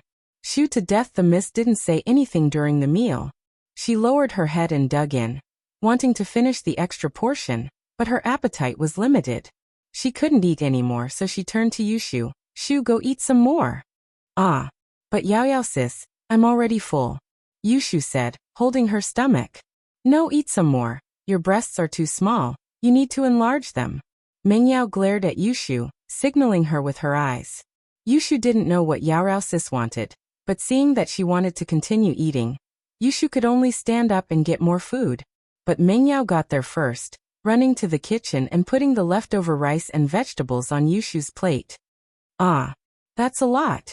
Yushu was shocked. Hurry up and eat. Your body is still growing. You need to eat more. Mingyao said, seeing that Yushu didn't move her chopsticks. She lowered her voice and whispered. If you listen to me, I'll let you be my second wife. Okay, I'll eat then. Yushu was happy hearing that, so she made a difficult decision and picked up the chopsticks to eat with difficulty. Lin Yi watched Yushu eat all the food bit by bit, and stood up speechlessly. It seemed that the idea of bringing food for Tang Yun was gone. Yushu finished all the food and couldn't stand up anymore, lying on the sofa motionlessly. Lin Yi told the miss, and went to the hospital to visit Tang Yun. Mingyao didn't have any reason to stop Lin Yi, and in fact she couldn't. Seeing that Lin Yi was full of energy, Tang Yun was very happy. She was worried about Lin Yi's injury, but it seemed that he was fine now. You're here? Tang Yun ran down from the bed in surprise. And are you feeling better? Lin Yi wanted to hug Tang Yun, but Tang Yun shyly dodged. I'm fine now, my forehead doesn't hurt at all. Tang Yun said as she moved away from Lin Yi, afraid that Lin Yi wouldn't be happy. This is a hospital room, there's a lot of people here. It'd be bad if Mom saw us. Haha. Lin Yi chuckled. I wanted to bring you some when I was cooking, but Yushu ate it all. And Tang Yun didn't want a meal, but a thought from Lin Yi. As long as Lin Yi thought of her, she would be happy. She wanted to ask about the relationship between Lin Yi and Meng Yao, but she couldn't bring herself to do so. She was afraid that Lin Yi would think that she was petty. After a night of peace, the bold Tang Yun had returned to her original self. Without Meng Yao's provocation, it would be hard for her to do anything bold. It was embarrassing and shameful to think about it. Was she still the same person yesterday? Actually, I transferred to Songshan because my elders asked me to take care of Meng Yao. It's my job, Lin Yi explained before Tang Yun could ask. Lin Yi didn't wait for Tang Yun to ask and started explaining. He had to tell Tang Yun about this sooner or later. It was just a matter of time. Now that she had met up with the miss, Lin Yi told her everything he could. I've been living in Meng Yao's villa since the first day I transferred here. She rarely interferes with my personal matters, but maybe it was because I didn't tell her before I went to avenge you, so I pissed her off. Tang Yun didn't know what Lin Yi was thinking. Lin Yi told Tang Yun about his relationship with the miss, not hiding anything. After all, there was nothing to hide. Lin Yi told her the truth. Oh, I see. Tang Yun calmed down after listening to Lin Yi's detailed explanation. After all, Lin Yi said that this was his job. He came to Songshan to take care of Meng Yao. Yeah, will you be angry if you know the truth? Lin Yi asked. I'm not that petty. This is your job. Why would I interfere? Although Tang Yun said that, she still felt a little uncomfortable. After all, Lin Yi was living under the same roof as Meng Yao and Yushu. How could Tang Yun not care at all? It'll be fine when we get a dorm in university, Lin Yi said. And, right, yesterday, they said that you kissed them and touched them. Tang Yun was a little embarrassed. She paused and continued. And often. 3P? Lin Yi was speechless. 3P? How is that possible? If I really did 3P with them, would they let me meet you? That's true. Tang Yun wasn't stupid. If Lin Yi did 3P with the miss and Shu every day, they would definitely keep a close eye on Lin Yi. How could they let him meet her? What about kissing and touching them? Tang Yun couldn't help but ask. Didn't I tell you? Meng Yao drank my drink, so that counts as an indirect kiss. Lin Yi smiled bitterly. Yushu, on the other hand, was drowning, and I was performing CPR on her. As for touching her, it was during CPR. Really? Tang Yun asked, but she already believed Lin Yi. Yes, Lin Yi nodded. Then can you take off the bandage on my head? Tang Yun asked. Lin Yi was taken aback. Tang Yun's thoughts were jumping a little too far, wasn't it? She was just asking about him and the miss. Why was she asking about the bandage on her head now? Lin Yi didn't know that Tang Yun wanted to know if she was disfigured or not. If she was disfigured, Tang Yun was afraid that she wouldn't be able to compete with Meng Yao. Although Tang Yun didn't say it out loud, her woman's intuition told her that Meng Yao's behavior towards Lin Yi wasn't just like what Lin Yi said. That she went to take revenge and didn't report to her. Yesterday in Fatty Lai's villa, Meng Yao's behavior could be interpreted as jealousy. Of course, Tang Yun wouldn't say it out loud if Lin Yi didn't say it. It should be done, let me take it off for you. Lin Yi said as he reached out to take off the bandage on Tang Yun's head. Tang Yun, on the other hand, lowered her head and looked forward to the moment the bandage was taken off. Lin Yi looked at Tang Yun's smooth forehead and couldn't help but let out a sigh of relief. Although Lin Yi was confident in his medicine, he was still a little nervous since it was related to Tang Yun. How is it? Tang Yun asked anxiously. Chapter 6:12. Next time knock. I don't dare. Tang Yun didn't dare to. She didn't want her dream to be destroyed. Haha, how would you know if you don't look? Lin Yi smiled. This isn't like you. You wouldn't be this worried in the past, would you? Lin Yi was right. Tang Yun wouldn't be this hesitant in the past. She was a girl who took responsibility for her actions. Tang Yun glared at Lin Yi but didn't say anything. She thought, what difference does it make if I'm pretty or not? Not being pretty would save me a lot of trouble. But it was different now. If she wasn't pretty, would he still like her? However, under Lin Yi's persuasion, Tang Yun still walked in front of the mirror. She panicked and looked at herself in the mirror. She couldn't help but be shocked. The scar on her forehead was gone. There was only a shallow mark left. If one didn't look closely, they wouldn't be able to see it. This is new skin. It'll be different from before, but there won't be any difference after a few days. Linny explained. Is it really that magical? Tang Yin couldn't believe it. She had 8 stitches on her forehead. Although Linny removed them in the end, it was still a mess of flesh and blood. In just one day, she recovered to her original appearance. Was she dreaming? There's nothing magical about it. Dr. Kang's golden creation can achieve this effect a long time ago. Linny didn't think that what he did was magical. Dr. Kang's golden creation. How can my family afford it? I've never used it before. How would I know? Tang Yin was so happy that she was hopping around the room like a little bird. When she saw her mother come in, Tang Yin jumped in fright and almost fell down.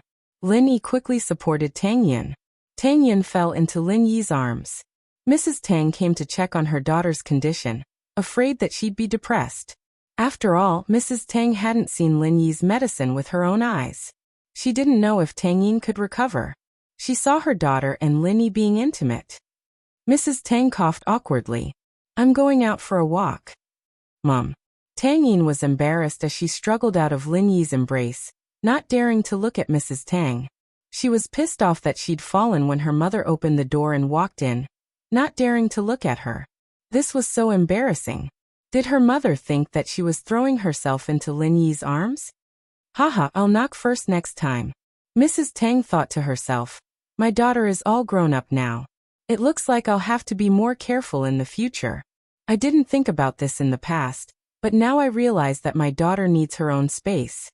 Of course, this was under the assumption that Mrs. Tang liked Lin Yi. Mrs. Tang wouldn't be as easygoing as she was with Lin Yi. She'd be more than happy to ruin things. Mom, what are you talking about? Tang Yin said a little awkwardly. The wound on my forehead healed. I was so happy that I almost fell down, and Lin Yi just helped me up a little. Tang Yin felt a bit guilty under her mother's gaze, so she couldn't speak with confidence. I understand. Mrs. Tang said as she looked at her daughter's expression. Tang Yin knew that the misunderstanding had deepened. Auntie. Lin Yi didn't panic at all. He politely nodded to Mrs. Tang and asked, How's Uncle Tang's injury? He's much better. With the medicine you gave him, he doesn't feel any pain anymore. He's also taken the Chinese medicine. He looks good. In fact, Mrs. Tang didn't expect Tang Juqing to recover so quickly. He didn't feel any pain at all today, and it seemed like he was going to recover soon. Let's go see Uncle Tang, said Lin Yi. Yin, is the wound on your forehead really healed? At this time, Mrs. Tang walked closer and saw the wound on Tang Yin's forehead. There was only a shallow scar left. Other than that, there was nothing strange. The scar was so shallow that it couldn't be seen anymore. It would probably disappear after some time. Yes. I'm really fine now. Tang Yin said as she looked at Lin Yi shyly and said to her mother. Lil Yi's medical skills are really amazing. Mrs. Tang praised. She looked at Lin Yi with more and more admiration. She felt that her daughter was really lucky to have met Lin Yi. She wouldn't have to worry for the rest of her life. And his family's life would gradually get better. Mrs. Tang also saw the news. The collapse of Qibing's skyscraper was on TV. Although they didn't say the reason and only said that the quality of the construction wasn't up to standard, Mrs. Tang knew that things weren't that simple. How could it be so coincidental? Lin Yi just got his revenge on Zhao Qibing and his skyscraper collapsed because of the quality of the construction? How was that possible? Anyone with a brain would know that it was Lin Yi who collapsed it. At that time, Lin Yi asked Fatty Lai to find a bulldozer, trenching machine, and a demolition team. It would be weird if the skyscraper collapsed by itself. Even if Zhao Qibing was a black-hearted businessman and skimped on materials, he wouldn't skimp on his own office building. One had to know that he had to work in the skyscraper, and the skyscraper was the face of the company. If the quality of the office building wasn't up to standard, how could people buy his company's real estate? But Zhao Qibing had no other choice. In comparison, he couldn't afford to lose face. He would rather swallow his teeth and say that his skyscraper wasn't up to standard than admit that it was Lin Yi who demolished his skyscraper. Mrs. Tang was straightforward. Zhao Qibing demolished his house and Lin Yi went to demolish his skyscraper. He destroyed Tang Yin's face and broke Tang Juqing's legs. Lin Yi did the same, destroying his face and breaking his legs. Mrs. Tang wouldn't have dared to think of this in the past. Those people were rich and powerful. How could her family be their opponent? They suffered losses and had no way out. But it was different now. They had Lin Yi to protect them. Lin Yi followed Mrs. Tang and Tang Yin to Tang Juqing's ward. Tang Juqing was listening to the radio and a rare smile appeared on his face when he saw Lin Yi. He was even more surprised when he saw that his daughter's forehead didn't seem to have any problems. Although Tang Juqing hadn't been to Tang Yun's room after she was admitted to the hospital, he knew how serious her injuries were. He saw his daughter's face covered in blood when they were being carried by the ambulance in front of their house in the shanty town. Chapter 6:13. Shu is going to die and it's done, Tang Yun nodded. It's fine now. Lin Yi said that he's here to take a look at your injuries. Okay. Tang Juqing nodded happily. What do you want me to do? Uncle Tang, just lie down and you'll be fine. Lin Yi waved his hand, gesturing for Tang Juqing not to move as he walked over to check on Tang Juqing's injuries. Tang Juqing's broken legs should be able to recover very quickly under the care of Chinese medicine. However, his neurological problems were still the same. That meant that even if Tang Juqing's legs were healed, he would still be limping when he walked. Lin Yi frowned. This wasn't a good sign. Even if Tang Juqing could stand up, if he tried to do rehabilitation training and limped because of the neurological problems, it would affect the recovery of his legs. If he continued walking like this, the newly healed legs might become deformed. Even if his neurological problems were healed in the future, the recovery of his legs would be different, and he would still limp. What's wrong? Lin Yi, is there a problem with my dad's illness? Tang Yin had been paying attention to Lin Yi's expression, and when she saw him frown, her heart skipped a beat. It's a bit troublesome. Lin Yi didn't hide it and explained his thoughts to Tang Yun and Mrs. Tang.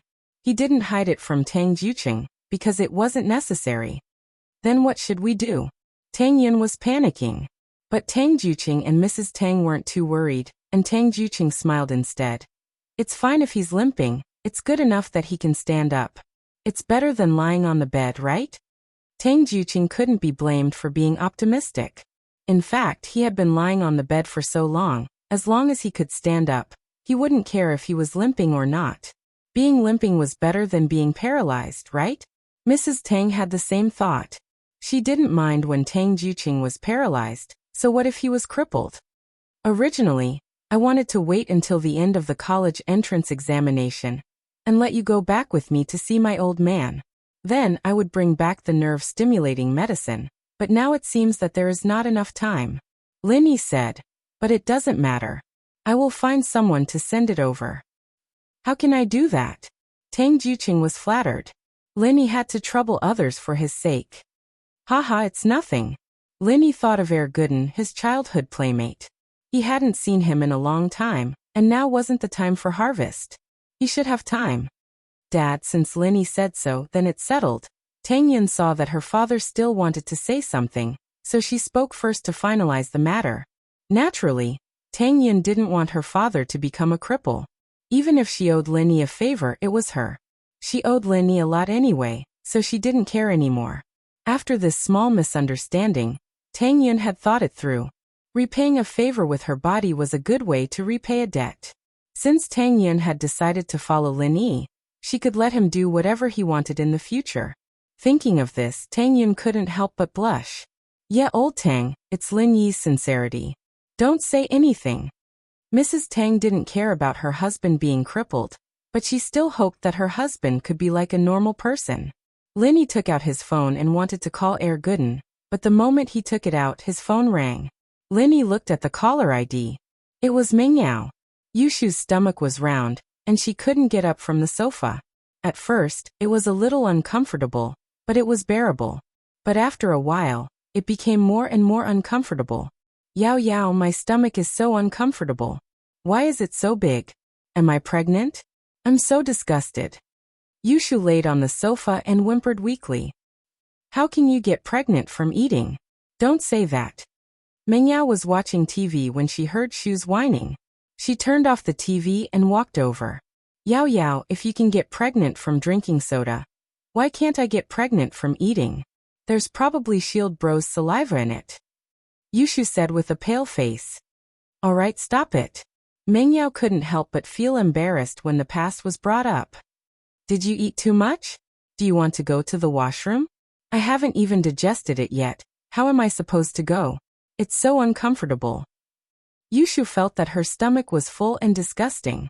In short, it was a mess. Wait, I'll go get some digestive pills for you. Meng Yao was regretting her actions after seeing Yushu's discomfort. She shouldn't have let her emotions get the better of her. She didn't know if a person could die from eating too much, but since there was the phrase die from eating too much, it was probably possible, right? Meng Yao panicked even more at the thought. She quickly went to get the pills. I'm not eating. I can't eat anymore. I'll explode if I eat anymore. Yushu couldn't eat anymore. Then what should we do? Meng Yao didn't know what to do. I'm going to die. I'm going to die again. I don't want to die. Yushu felt that she was really unlucky. She'd almost died 2 days ago. And now she was going to die again. Yao, why'd you do this to me? I'm not trying to steal Shield Bro from you. I told you I'd be the second wife. You still want to get rid of me. Yushu felt really unlucky.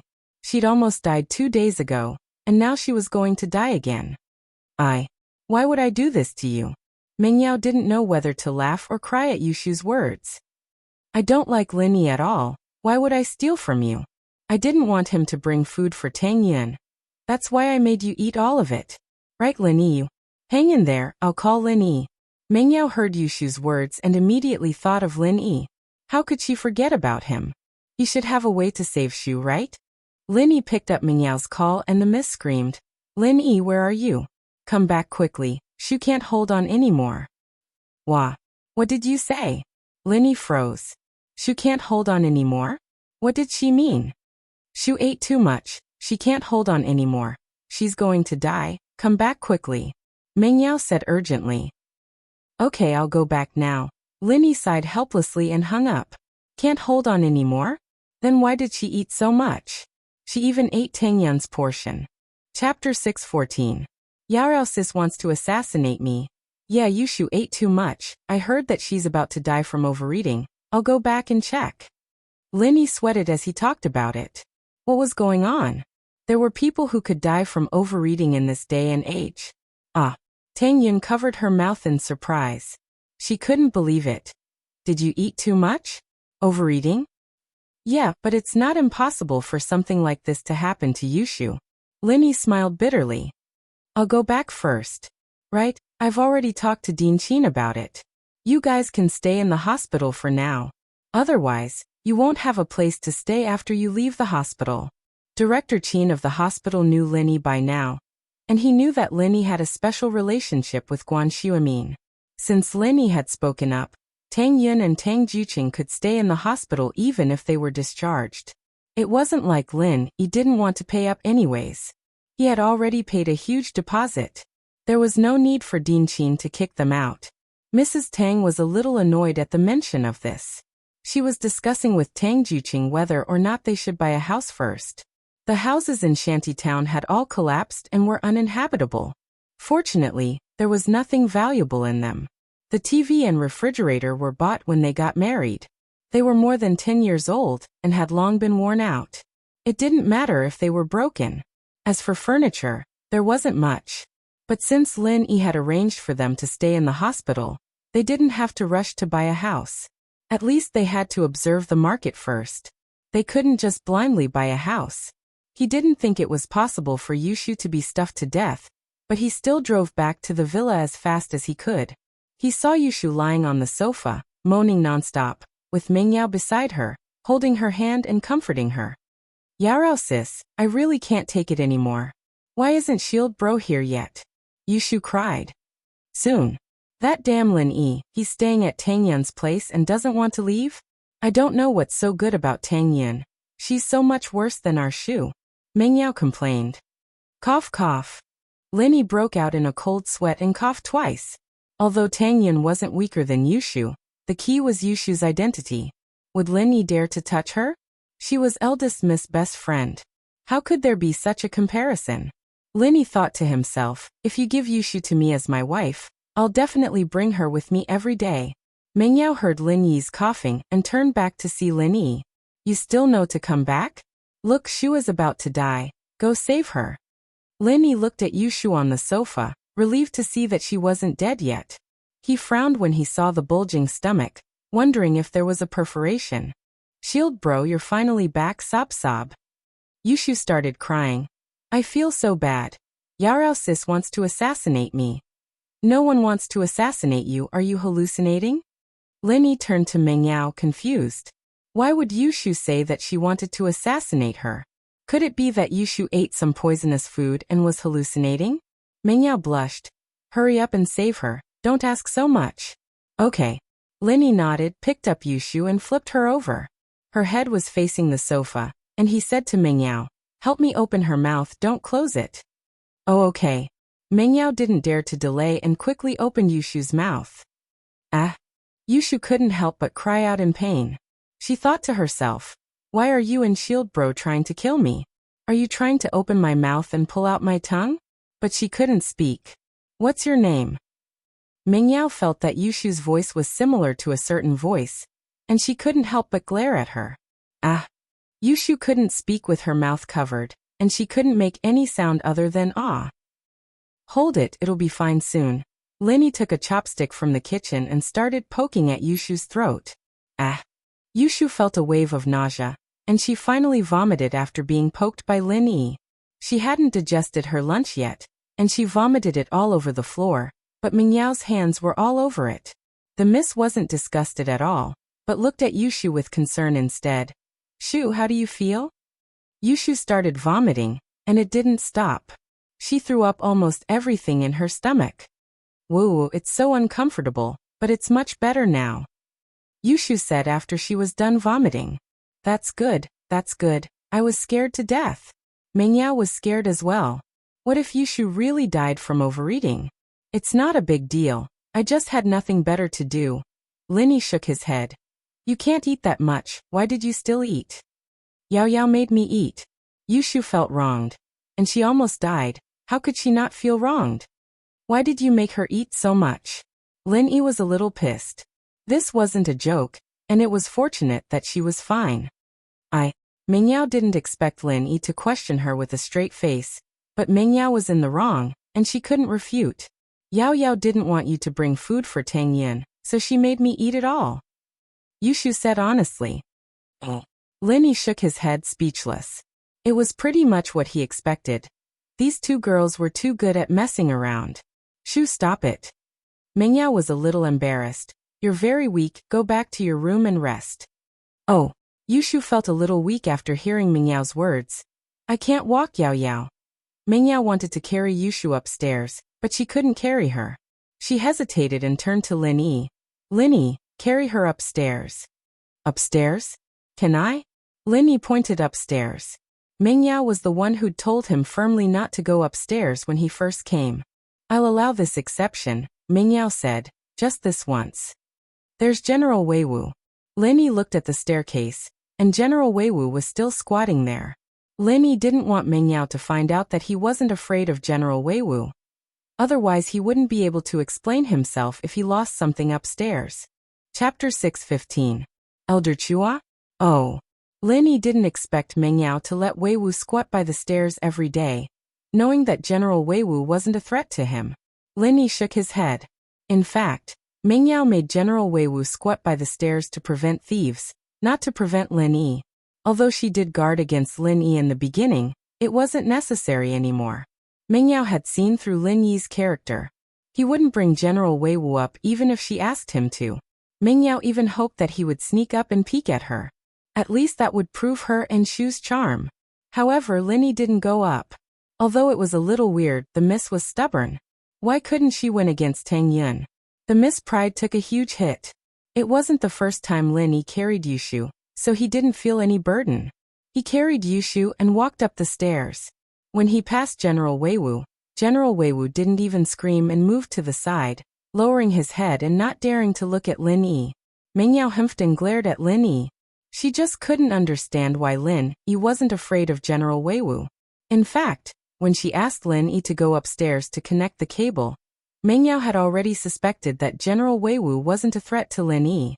Otherwise, how could Lin Yi go up to the second floor? Until a few days ago, when Lin Yi brought General Wei Wu to look for her, it made Mengyao even more suspicious. Other than Faubert, General Wei Wu couldn't even be ordered around by her daddy. How did Lin Yi get General Wei Wu to go up the mountain? Because Faubert didn't come up, and only Lin Yi came to the cave alone. General Wei Wu was obviously scared by Lin Yi, which was why it went to look for its master for protection. Mengyao could see that. Lin Yi chuckled dryly, not replying as he quickly went up the stairs. Don't look around when you're on the second floor. Follow me. Mengyao led the way and led Lin Yi to a room. She opened the door and let Lin Yi carry Yushu in. The pink bedroom was very cozy. There were many pretty flowers on the wall, and there were some plush toys on the bed. Lin Yi put Yushu on the bed, but Mengyao kicked him out of the room before he even had time to admire her beauty. Lin Yi shrugged, a little regretful. Not many people would be able to enter the Miss Room, right? After all, not many people could enter the Miss Room. Since Mengyao didn't let him look around, Lin Yi naturally wouldn't take the initiative to peek. He walked out of Mengyao's room and went downstairs. He cleaned up Yushu's vomit on the sofa and returned to his room. Lin Yi called old Lin and reported to him what happened in Songshan. Of course, there was also good news. He had leveled up. He was now at the early phase of the mystic class. Old Lin's attitude was still indifferent. He didn't congratulate him, nor did he say anything else. He only told him to stay in House Chu. But when he was about to leave, he said to Lin Yi, "If there's a chance, go and get in touch with House Chu's old man." House Chu's old man? Uncle Chu? Or Uncle Chu's father? Lin Yi asked, slightly startled. His father. Old Lin didn't beat around the bush with Lin Yi. If there's a chance, get in touch with him. If there's no chance, don't create one. There will always be a chance. Ah. Lin Yi listened to old Lin's words. Why did it sound so weird? Was it a zen? Was there a hidden meaning behind it? But Lin Yi remembered it in his heart. Haha, nothing. Old Lin smiled faintly. Kid, you didn't call me out of the blue just to report something, did you? I remember that you don't have the habit of reporting to me, unless there's something important. There is indeed something. Lin Yi said. Old man, do you still have the medicine that stimulates the nerves when I trained? I think there's some left. Why do you need it? Old Lin asked. Yes, I do. I have 2 friends with mental problems, Lin Yi said, or you can give me the recipe and I'll make some myself. Lin Yi hadn't studied this medicine before because it wasn't useful to Lin Yi, and it was hard to make. If you're making it, there are probably a few ingredients that aren't easy to get. I planted them myself, Old Lin said. I have some finished medicine here. If you want to use it, you can come and get it. I'll ask Herr Gooden to send it over, Lin Yi said. I'll call him later. That's fine. Old Lin wasn't stingy with these things, because they weren't that important. When he gave it to Lin Yi to train, he made a whole vat of it. Lin Yi wanted to send it over by courier, but this was a serious matter. Lin Yi was worried that something might go wrong, so he might as well ask Herr Gooden to send it over. Lin Yi missed this childhood friend as well. All these years, Lin Yi didn't have a fixed place to stay. Other than doing missions, he didn't have a place to stay. Every time he went back, Herr Gooden would listen to Lin Yi talk about the outside world. He wished that he could go out, but Lin Yi never had the chance to bring him out. Herr Gooden's family was very poor. In fact, the village that Lin Yi lived in wasn't rich at all. The only place that could be considered rich was the village head's family, with a fish pond. There was also Widow Wang's family at the entrance of the village, with a snack bar and grocery store. Then there was Lin Yi's family. Of course, Lin Yi's family's source of income came from Lin Yi's straw hats and sandals. Lin Yi's hands and feet were nimble, and he worked fast. Although many people in the village did this, Lin Yi's daily output was 4 to 5 times that of these people. How could he not be rich? In fact, this so-called rich was just being able to buy a laptop and eat at Widow Wang's snack bar. Lin Yi didn't know where all the money from all those missions went, but the old man didn't mention it, and Lin Yi didn't mention it. They weren't father and son, but they were closer than father and son, and Lin Yi didn't mind. Comparatively speaking, Herr Gooden's family was very poor. They relied on farming for a living, and they didn't even have a phone. Herr Gooden always wanted to leave the mountains and see the outside world. And Lin Yi promised him that he would bring him to see the world. Chapter 6:16. Childhood friends Lin Yi called Widow Wang's house at the entrance of the village. Hello? Star West Village, who are you looking for? Widow Wang's village accent came through the phone. Aunt Wang, I'm old Lin's Lily. Can you call Gooden for me? Lin Yi said. Ah, old Lin's Lily? Wait here, I'll go get him now. Widow Wang replied and put down the phone. Star West Village wasn't big, and basically everyone knew each other. Everyone bought things from Widow Wang, so Widow Wang was more than happy to have people come to her place to answer the phone. Widow Wang's shop was right next to the village, and there was a loudspeaker inside. In the village, you basically had to shout to find someone. The loudspeaker could even wake someone up in the middle of their sleep. Gooden, it's Aunt Wang. Come and answer the phone. Widow Wang yelled through the loudspeaker and returned to the shop. Not long after, a man as strong as a bull ran into the shop. He was Gooden 185 m tall. He stood in front of the shop like a wall. Aunt Wang, my phone? Gooden ran a kilometer away from home, but his face wasn't red, and his heart wasn't racing. He wasn't even out of breath. One look and you could tell that his body wasn't normal. It's Lil. Hurry up, it's a long-distance call. It's very expensive. Widow Wang pointed at the phone on the table. Lin Yi bro. Gooden rubbed his hands together excitedly when he heard Lin Yi's name. I'm Gooden. Ah. Gooden, Lin Yi smiled. Are things busy at home? It's good. We planted the seeds a while ago, and now they're weeding and fertilizing. We're just waiting for the autumn harvest. We'll probably have a good harvest this year, Gooden said. Not bad. Do you have a girlfriend? Lin Yi asked with a smile. Who'd like me? Gooden smiled. My family's so poor and I don't look good. I'll be a bachelor for the rest of my life. If you have nothing to do during this period, come to my house. My old man has my address. You can help me bring some things over. It's a good opportunity to see the world, Lin Yi said with a smile. Ah, really? That's great. Gooden heard that Lin Yi wanted him to go to a big city and see the world, and he couldn't be happier. Then I'll leave after finishing the farm work at home. But Lin Yi bro, we haven't had the harvest yet. We don't have any travel expenses. Gooden and Lin Yi grew up together, so there was nothing to be embarrassed about. No money was no money, it wasn't shameful. Haha, my old man will help you prepare the travel expenses. If you need anything, just tell me before you leave. Lin Yi smiled. You don't have to be so polite with me. Of course, you're my Lin Yi bro, of course I won't be polite. Gooden was like this since he was young. Other than his dad, he only listened to Lin Yi. So in his eyes, Lin Yi and his dad were on the same level. It was natural for Lin Yi to give him money.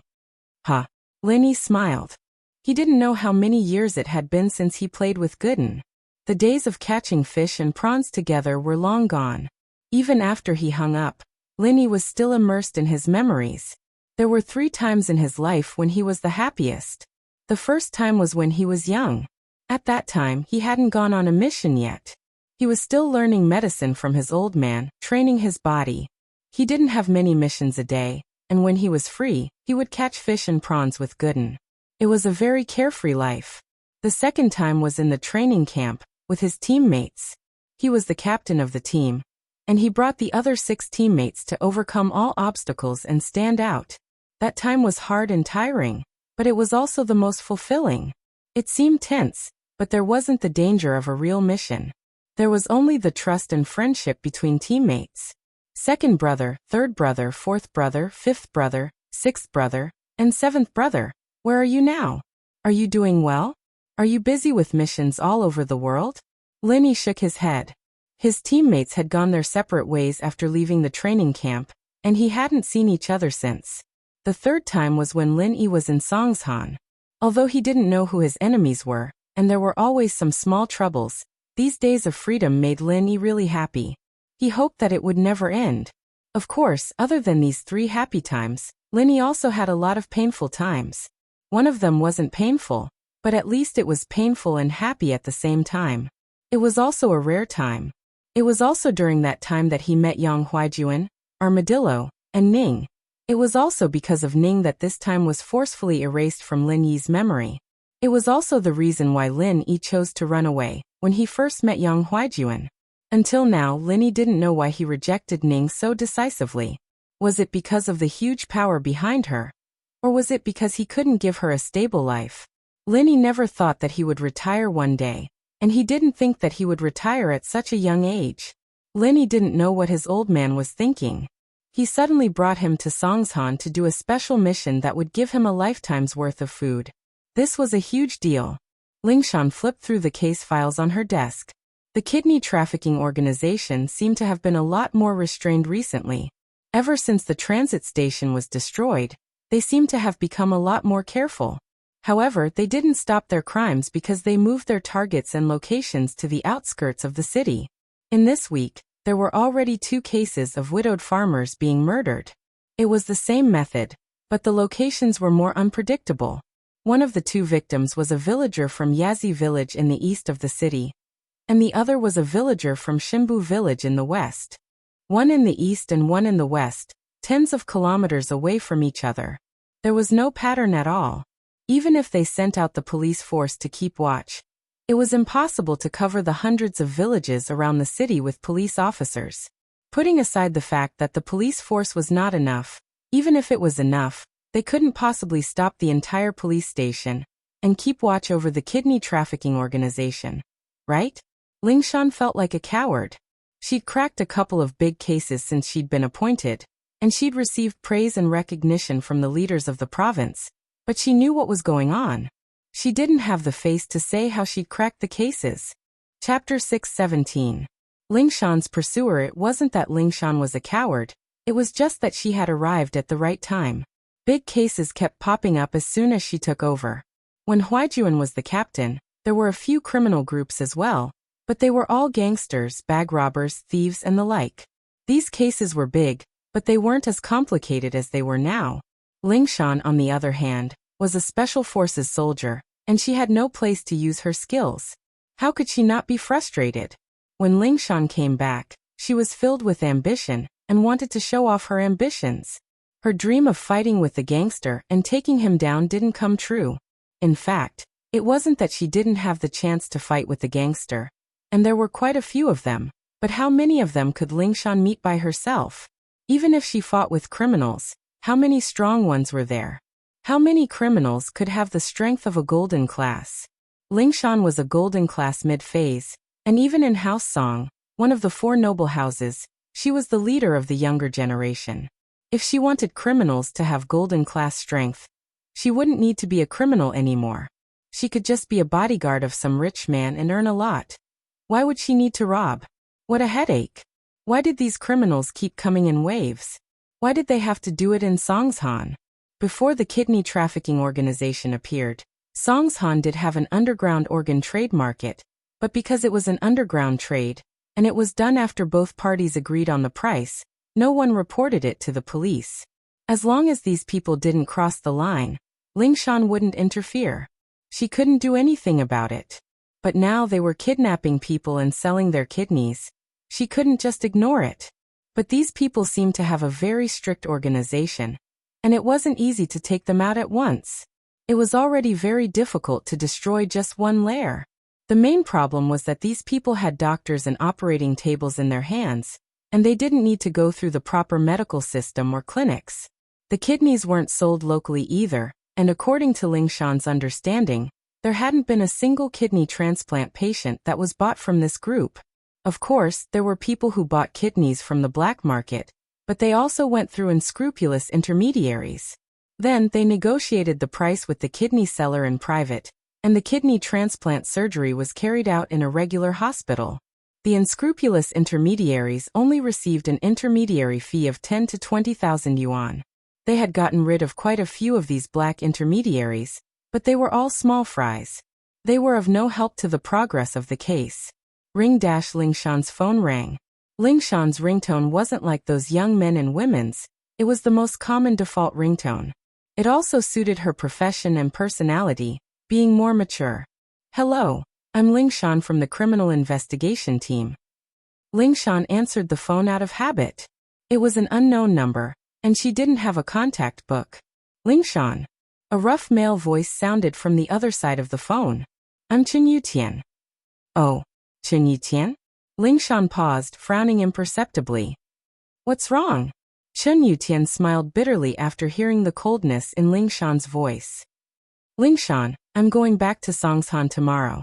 I have a mission. Can we have a meal together? I'm busy with the case, I don't have time. Lingshan rejected Yutian's suggestion. I see. Yutian sighed. Can we meet once? I really do have a case. Is there something important that you want to talk to me about? If not, I don't want to delay my work. Lingshan said faintly. Can't we meet if there's nothing important? We're old friends, childhood sweethearts. You can't just not give me face, can you? Yutian said helplessly. Chun Yutian, please watch your words. It's true that we're old friends, but childhood sweethearts are out of the question. Lingshan corrected him. Chun Yutian, I know what you're thinking. It's not that I'm not giving you a chance, it's your own fault. Who can you blame? Lingshan, aren't you just making things difficult for me? You're one of the best in the younger generation of the noble houses, and you're already golden class mid-phase. I just broke through, when will I ever catch up to you? Yutian smiled bitterly. You know what I'm like. I've always wanted to be strong since I was young, and my man has to be stronger than me. Otherwise, do you think he'll have a good life? Lingshan couldn't help but feel proud. Chun Yutian, I gave you a chance to challenge me, but you didn't take it. I even said that you can challenge me anytime before I have a boyfriend. If you're here to challenge me, I can meet you. If not, then I'm sorry, I'm not free. Lingshan, as far as I know, other than House Yu, Wu Qintian from House Wu is also a golden class early phase. Are you saying that you won't marry if there's no one stronger than you? Yutian couldn't help but ask. How do you know that there aren't any masters other than the noble houses? Lingshan asked back. She didn't know why, but Lingshan suddenly thought of Lin Yi. She didn't know where that guy got his kung fu from, but why was he so strong? I don't seem to be his opponent. Moreover, I still have to humble myself and pretend to be Miss Braindead in front of him. He's really as abominable as he can be. But she was in his hands, unable to fight back. Was this still her personality? She was the Miss of House Song, and she was going to be taken advantage of by him? This was too humiliating. And so, Lingshan decided not to think about him. She couldn't think about him, because thinking about him made her angry. Yutian was speechless. He didn't dare say that there weren't any masters outside of the noble houses, because he knew that there were masters outside of the noble houses. But since Lingshan didn't want to see him, there was no point in saying anything. Asking Yutian to challenge Lingshan now was the same as asking for a beating. He couldn't afford to lose that face. Chapter 618. Yushu's brother. Right, I want to tell you a very unfortunate piece of news. I think I've reached the barrier to the late phase of the golden class, and I'm looking for a chance to break through. Lingshan said faintly. If you want to chase me, then work hard. Of course you can give up, because I don't have much feelings for you. Yutian almost threw the phone away when he heard Lingshan's words. Late phase of the golden class? Was Lingshan that strong? How did House Song have a genius like her? Yutian took in a breath of cold air. If Lingshan could reach golden class late phase at such a young age, then House Song's position would definitely skyrocket, and Lingshan's marriage would be even more important. Who knew what kind of marriage Old Song would arrange for Lingshan to get married then? Perhaps, if they knew that Lingshan had broken through to the late phase of the golden class, then House Yu would come to see her. Alright, I'll work hard. Yutian was in despair this time. The gap wasn't small at all, and there was no point in being angry. I'm busy, bye. Lingshan didn't say much and hung up. She didn't have any feelings for Yutian, so she purposely said that she was going to break through to the late phase of the golden class. In reality, she had just reached the middle phase peak, and there was still some distance to the late phase. Lingshan said that because she wanted Yutian to give up. She didn't like Yutian's personality. She was a strong person herself, but she liked men who were stronger. It was only with men like this that she was willing to let him come to her.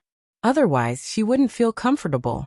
After failing to get a date with Lingshan, Yutian thought about his old playmates, Zhang Wen and Su Taizao. The fourth young master didn't come to Songshan often, so he didn't get to see them often. Zhang Wen and Taizao had called earlier, wanting to hold a banquet to welcome him, but Yutian didn't agree right away. He asked Lingshan if she was free first. The 4 young masters of Songshan were nothing more than a joke to Yutian now. They were just a bunch of kids, relying on their family's power to think they were invincible. There was nothing to be proud of. Since he'd chosen the other path, the distance between him and Jiangwen, Taizao, and the others would only grow bigger and bigger. Although they used to be playmates, they had become estranged from each other. There was no longer the feeling of drinking and fooling around together. The Yutian now was much more mature than before, and this was also because of Lingshan's rejection that he had no choice but to walk this path. Thinking about it back then was indeed very difficult, but now that he had walked over, he realized that his choice was correct. Only by doing what he was doing could he be considered a man of indomitable spirit. Although the 4 young masters of Mount Songshan had been awe-inspiring, what use was that? Those empty reputations didn't belong to him. Even if they did, they would be cursed. It seemed like the gap between him and Lingshan was getting bigger and bigger. Yutian smiled bitterly. He understood that with Lingshan's personality, normal men wouldn't be able to tame her. They weren't her match in terms of martial arts. Even if she forced herself to be with him due to her family's pressure, Yutian believed that he wouldn't be able to suppress Lingshan in the future. Just like Lingshan said, he wouldn't even be able to do it. His phone rang, and Yutian looked at it. It was Jiangwen. He'd already rejected the invitation yesterday, but Jiangwen was still so persistent. Of course, Yutian knew exactly what Jiangwen was thinking. He was inviting him to a banquet, and he had to bring his sister Yushu. If his sister went, Mengyao would naturally go as well. As Mengyao pursuer, Jiangwen would naturally use this opportunity to get close to Mengyao. He was just a stepping stone.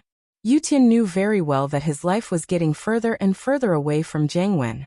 They weren't on the same path at all, and their relationship wasn't that good at all. Hello, second brother. Yutian picked up the phone, but he still called Jiangwen second brother. He was the second of the 4 young masters of Mount Songshan. Tian bro, how is it? Have you arranged everything? Do you have time tomorrow night? Do me the honor of meeting us brothers at Starlight Resplendent? Jiangwen asked with a smile. Yutian's reason yesterday was that he didn't know the schedule yet, and he didn't know if he had time. Haha, alright, tomorrow night it is then. I'll contact you then. Yutian accepted Jiangwen's invitation because he couldn't get a date with Lingshan. Alright, see you then. Jiangwen was overjoyed. As long as he invited Yutian, Yushu wouldn't come. As long as Yushu came, Mengyao would definitely come. He never had a chance to get close to Mengyao, and Mengyao didn't want to give him one either. Now he could officially invite Mengyao and Yushu. How is it, and bro? Is it done, and bro? Taizao asked anxiously. It's done. We'll go visit Mengyao and Yushu now and ask them to come to our banquet tomorrow night. Jiangwen nodded with a smile. And bro, this is a good opportunity. I think you should use this chance to confess to Mengyao. Taizao said. It's a once-in-a-lifetime opportunity. That's true. Do you have any good ideas? It wouldn't be good for me to confess to her, would it? Jiangwen frowned. But you're right. Mengyao's attitude towards me is a little hard to understand. She's not as friendly as she was the first time we met at the theme park. Is she blaming me for not pursuing her well enough? Maybe I should prepare some flowers for her tomorrow? That's possible. Taizao said. But forget about flowers. Girls all care about their face. You can't just go after her without doing anything, can you? But you can't be too intense and put her on the spot. It's like in many situations, girls like you pursuing them, but they don't want you to force them too much. She enjoys the process of you pursuing her, and she doesn't want to say yes right away. That's why kneeling down and begging is basically forcing people to make a decision. As long as the girl doesn't really like him, she'll reject him for sure. Even if she likes him a little, she can't just say yes right away. Chapter 619. Jiangwen's visit. And so, Jiangwen was thinking that if he were to confess with flowers, Mengyao might really reject him outright. Their relationship would be strained like that, and it wouldn't look good if he tried to pursue her in the future. Then what do you think I should do? And bro, why don't you say something drunk? An idea came to Taizao. You drink some wine and confess your feelings to Mengyao. If Mengyao likes you, she'll be very shy and even want to make sure that you're just talking nonsense after drinking, or that you really mean it. Of course, if Mingyao doesn't want you to confess, you can just say that you said something drunk. She won't hold it against you, right? It won't be so awkward when they meet again. That's a good idea, Taizao. But you need to help me out tomorrow. Jiangwen nodded. Shall we go to Mingyao's house now? Yes, and bro, don't worry. I'll create a suitable opportunity for you tomorrow. Just confess your feelings then. Taizao patted his chest as he promised. Linny wasn't expecting Jiangwen and Taizao to come at this time. Linny frowned as he looked at the two. And bro, what brings you here at this time? She's not feeling well. She's resting upstairs. Linny didn't know if Jiangwen was here for Mingyao or for him, so he decided to ask. Haha, we're here for Shu. Since she's sick, then we have to pay her a visit. Jiangwen smiled. Taizao, go buy some fruits. Okay, and bro. Taizao picked up the car keys and left, leaving Jiangwen standing in front of the villa. Wait a minute, I'll go ask Yao Yao and Shu. Linny was just pretending to be polite to Jiangwen, since he wanted to use him to deal with Pinliang. He didn't care too much about him and just left him at the door. Mingyao was already in the living room when Linny got back to the villa, evidently having heard the doorbell as well. Linny, who's here? Is it Faubert? No, it's Jiangwen and Taizao. I don't know what they're up to. Linny pointed at the door behind him. Brother Jiangwen? Why is he here again? Mingyao's tone was courteous, but it was clear that she didn't want Jiangwen to be a guest at her house. How would I know? But they said they were looking for Shu. Linny shrugged. Yao Yao, let them in. My brother will be back tomorrow. They're probably here because of this, right? Yushu came downstairs as well. She was behind Mingyao, standing by the stairs. I thought it was Faubert bringing food. I'm so hungry. I want to eat to my heart's content. Hungry? You're hungry again?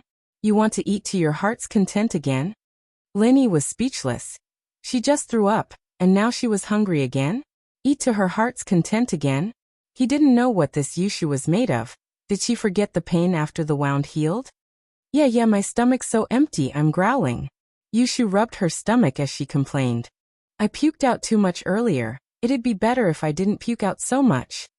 Why don't you eat what you threw up? Mingyao glared at Yushu, finding the topic disgusting. Oh, that's enough for the two of us. Yushu nodded. Mingyao was about to throw up. She was quite hungry, but now she had no appetite at all. Linny went to open the door, and Jiangwen walked in with a smile on his face. He wasn't overly enthusiastic when he saw Mingyao, only nodding to her. Yao Yao, I heard that Shu's sick? I'm not sick, Yao Yao just set me up. Yushu was interrupted by Mingyao. She just has a stomach flu, it's nothing, she'll be fine after throwing up. Mingyao wouldn't let Yushu talk nonsense. Oh, I see. Jiangwen could tell from Mingyao's tone that she didn't want to talk about it anymore. Shu, Tianbro will be back tomorrow. Taizao and I will hold a feast to welcome him. You should come too. Your brother hasn't seen you for a long time, right? Okay.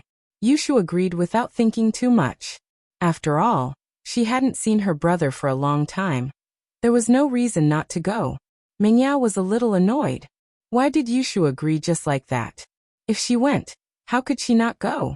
Didn't Jiangwen invite Chen Yutian or him? Only Jiangwen himself would know the answer. Yao Yao, you're coming too? Jiangwen smiled. Linny, are you free tomorrow?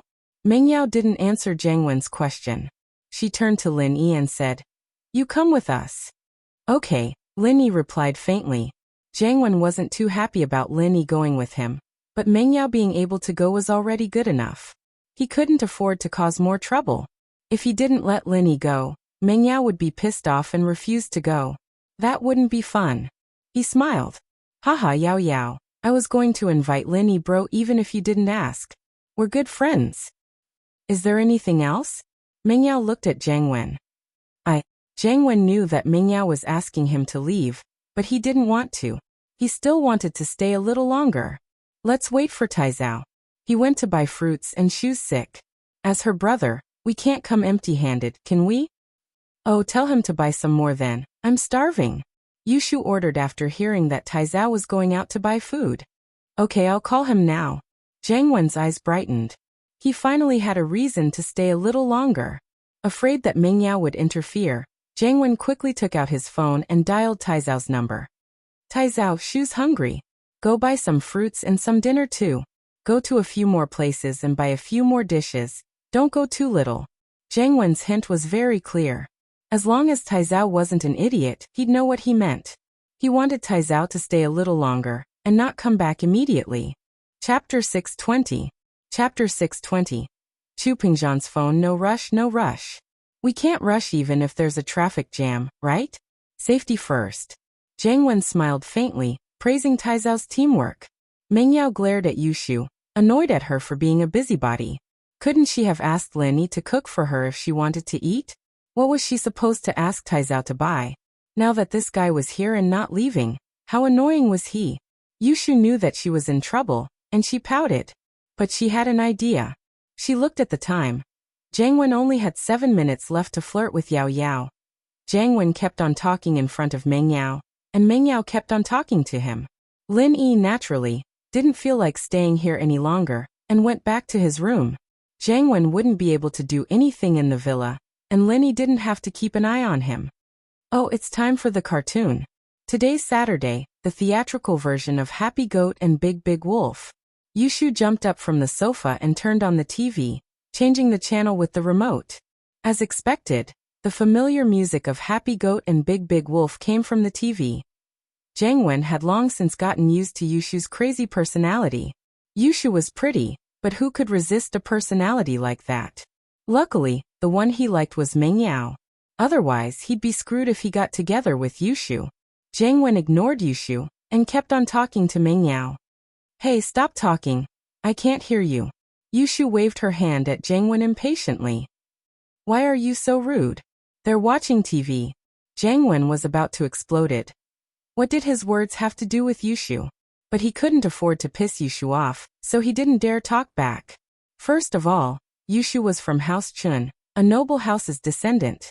Even if he had the backing of the Fire Wolf Gang, he couldn't represent the Fire Wolf Gang. He also didn't have the guts to go against the Chun family. Secondly, Yushu was still Meng Yao's best friend even if the Firewolves were to support him. If he pissed her off, he'd never be able to pursue Meng Yao in the future. Yao Yao, let's talk over there? Zhang Wen held in his breath, still maintaining the smile on his face as he pointed at the restaurant. I want to watch the cartoon too. I haven't seen this episode yet. Meng Yao pointed at the TV. Watch it with us. Wah! Zhang Wen almost jumped up from his seat. How old was he? Watching cartoons. If word of this got out, wouldn't he be laughed at to death? This was the first time Meng Yao invited him to do something with her. Watching TV was like watching a movie, wasn't it? He'd just take it as Meng Yao asking him to watch a movie. With that thought, Zhang Wen calmed down. Sure, let's watch it together then. Watching cartoons, of course, meant that he couldn't talk. Zhang Wen hadn't watched this series before, and he couldn't focus on it at all. He could only sit there and watch. He felt that time was getting too long.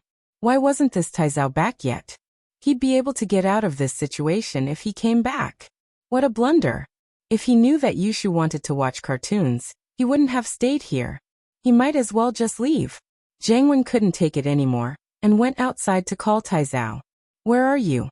Why aren't you back yet? Buying food for a year? Ah. And bro, didn't you tell me to go back later? Taizao had parked his car by the roadside, leisurely smoking as he enjoyed the night view. Zhang Wen's shout startled him. Alright, hurry up and come back. Hurry up, Zhang Wen said, a little troubled. See Yao Yao? I'm good, aren't I? Yushu said proudly. Haha, at least you're smart. Otherwise, I'd be annoyed to death by him. Meng Yao felt that her best friend wasn't stupid at all. In fact, she was very smart. It was just that her way of expressing herself was a little different. Taizao came back soon with a bunch of fruits and bento.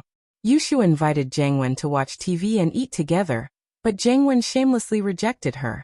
He couldn't take it anymore. What was the point of staying here if he couldn't talk to Meng Yao? Go get Lin Yi and tell him to eat with us.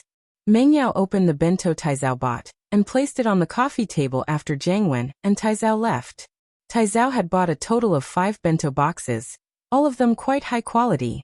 It shouldn't be cheap, and he and Zhang Wen were included as well. Of course, they wouldn't be able to eat it. Oh, Yushu was salivating as she looked at the bento on the coffee table. She didn't even want to stand up. She wanted to eat it right away. Mingyao saw that Yushu wasn't reacting and sighed helplessly. She got up and called Lin Yi, knocking on Lin Yi's door twice. Lin Yi, come eat. Mingyao didn't know why she had to call Lin Yi. Perhaps it was because he cooked for her and Shu every day, and she couldn't just call him when she was eating? That would be too ungrateful. They're gone. Lin Yi was lying on the bed, texting Tang Yin, telling her that he'd contacted Air Gooden, and that the medicine would be here soon. He told her not to worry about Juqing's injuries. Let's go. Taizao bought some bento. Do you want some? Mingyao pointed at the bento on the coffee table. Yeah, we don't have to prepare dinner tonight anyway. Lin Yi walked out with Mingyao. Faubert usually wouldn't bring food over on Saturdays, so Lin Yi had to think of ways to solve the problem.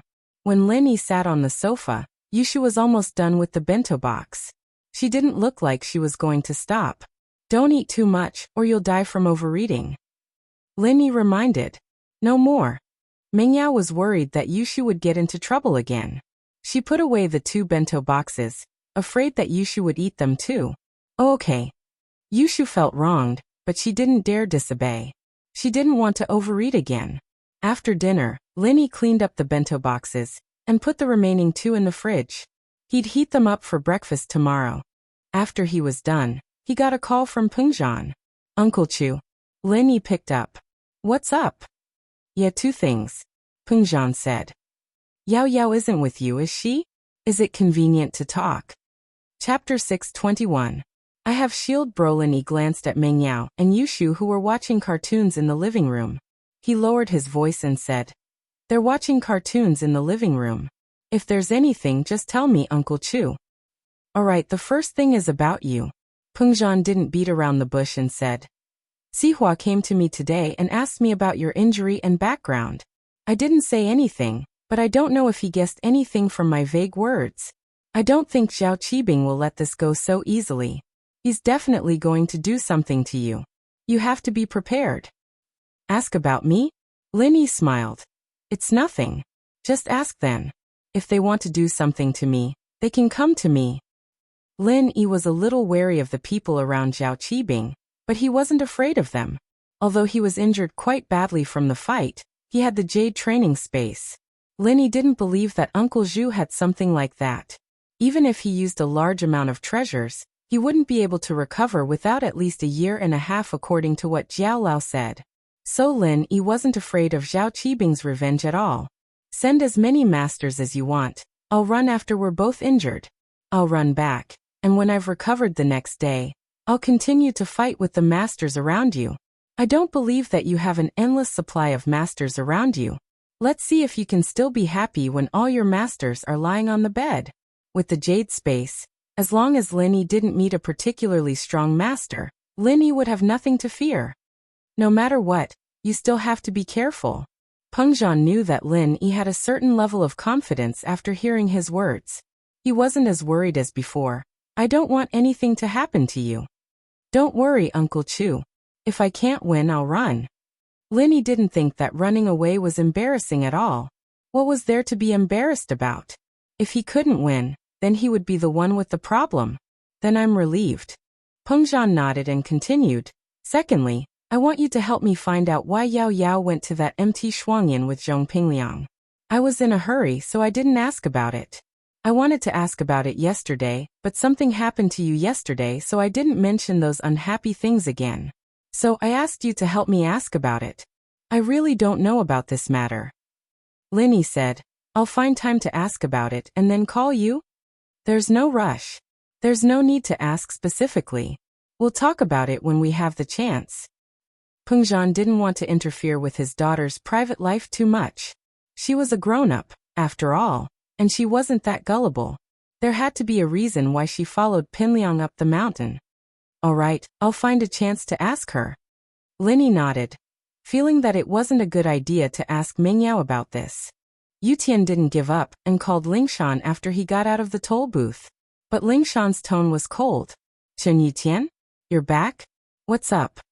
Lingshan had saved this number in her phone yesterday, but to Yutian, it was only a friendship. Nothing. I just wanted to tell you that I'm back. Yu Tian always felt pressured in front of Lingshan. Lingshan's dominance made him uncomfortable, but he couldn't bring himself to resist. Oh, I understand. Lingshan said faintly. Is there anything else? If not, I'm hanging up. You really don't have time tonight? Yu Tian asked after some hesitation. No, I'm busy. Bye. Lingshan didn't wait for Yu Tian to reply and hung up the phone. Yu Tian laughed at himself and called Zhang Wen. Where are you? Taizao and I are at Starlight Hotel, VIP room number 1 on the 5th floor. Shu and Yao Yao will be here tonight. Zhang Wen said with a smile. All right, I'll be there in a bit. Yu Tian sighed. Zhang Wen was using him as an excuse to get close to Meng Yao. How could Yu Tian not know about this? But it seemed like his sister didn't have many pursuers. Yu Tian used to be afraid that people would harass his sister and affect her life, but she was 18 now. She was about to go to university. Wasn't it weird that no one was pursuing her? But thinking about his sister's personality, Yu Tian sweated. With that personality of hers, there weren't many men who could get along with her, right? She was either a prank, or she was just an idiot. That Wu Shaoqin had only been fooled by Yushu's appearance back then. If he'd known Yushu's personality, he wouldn't have dared to make a move so easily. If he brought Yushu home, it would be fine if she liked him, but if she didn't, he would be toyed with to death. After some thought, Yu Tian called Yushu. Shu, where are you? Do you miss your brother? Yu Tian sighed. He went to the border for more than a year and never returned to Songshan. He didn't know how his sister was doing. When he was in Songshan, he was his sister's guardian angel. He didn't know if Yushu would rely on him like before. Oh, Yao Yao and I are about to leave. Yushu received a call from her brother. I missed you before, but not anymore. I have Shield Bro. I don't need to miss you anymore. Shield Bro? Yu Tian froze. Who's Shield Bro? Oh, Yao Yao's follower and bodyguard. Yushu hated her brother for going to the special training for a woman. He even went to the border to train. She was still holding a grudge against Yu Tian's attitude. She wouldn't let go of this opportunity to piss him off. What was so good about that fox Lingshan? She made her brother fall head over heels for her, and she still didn't dump him. Yushu felt embarrassed. Look at how powerful Shield Bro was. He had Lingshan in his palm. She wouldn't dare to go west if he told her to go east. So in comparison, Shield Bro was still stronger. Ah. Yu Tian gritted his teeth in anger. Where did this random follower come from and steal his limelight? His sister had always looked up to him, and whenever she was in trouble, she would think of him first. How did it become Shield Bro? Chapter 622. Between Yao Yao and Tang Yun, who was prettier? In fact, Yushu was proud of Yu Tian in the past, but ever since Yu Tian started going after Lingshan, Yushu wasn't too happy about it. Especially when Lingshan ignored her brother, saying that she would only accept him if he defeated her. Wasn't she just making things difficult for him? Her brother was an idiot, saying that Yushu was an idiot, and Yushu thought that he was even more of an idiot. Was it worth it for a woman? After a year of special training, 2 years of experience, it seemed like he was still no match for that fox Lingshan. Otherwise, her brother would have gotten her already, and wouldn't be so low profile. It was a dinner party, a formal one at that. Yushu was dressed in a cute Lolita style, while Meng Yao was more on the innocent side. She looked a little older than Yushu, but Meng Yao looked a little older than Yushu. Shu, are you ready? We're leaving. Meng Yao knocked on the door of the dressing room. Oh wait, I'll be ready soon. It was rare for Yushu to dress up formally, and it was only because her brother was back that she dressed up properly. Although she seemed cold towards her brother's return, she really missed her brother. After all, they hadn't seen each other for more than a year, not even for Chinese New Year. Oh, Meng Yao wasn't in a rush. Since she was attending Zhang Wen's banquet, she didn't have a good sense of time. It didn't matter if it was earlier or later. Lin Yi took Meng Yao's Audi S5 out of the garage and parked it in front of the villa, waiting for Yushu and Meng Yao. His phone rang, and Lin Yi thought that it was Zhang Wen calling to rush him. Zhang Wen didn't dare rush Meng Yao, but he could call Lin Yi to ask about their departure. However, Lin Yi was surprised when he looked at the caller ID. It was Lingshan. Hello. Miss Braindead. What's up? Instinctively, Lin Yi knew that Lingshan wasn't looking for him for anything good. So his tone wasn't polite at all. Lingshan's face froze. It had been a long time since she'd heard the nickname Miss Braindead, and she'd almost forgotten that she was Miss Braindead. However, she wasn't annoyed. She took a deep breath and tried to sound cute. Yeah, Miss Braindead has something to ask of you. Ah, what is it? Lin Yi wanted to laugh every time Lingshan called herself that. Was this considered flirting between lovers?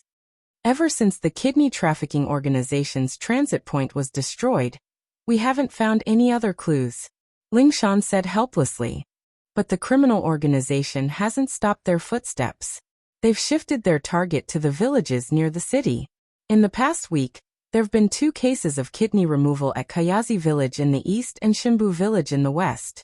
My boss has given me an order to solve the case in 2 weeks, or I'll be sent home. Oh, I see. Lin Yi replied faintly. Hey, you won't let Miss Braindead lose her job, will you? Take pity on her, and think of a way to help her get through this?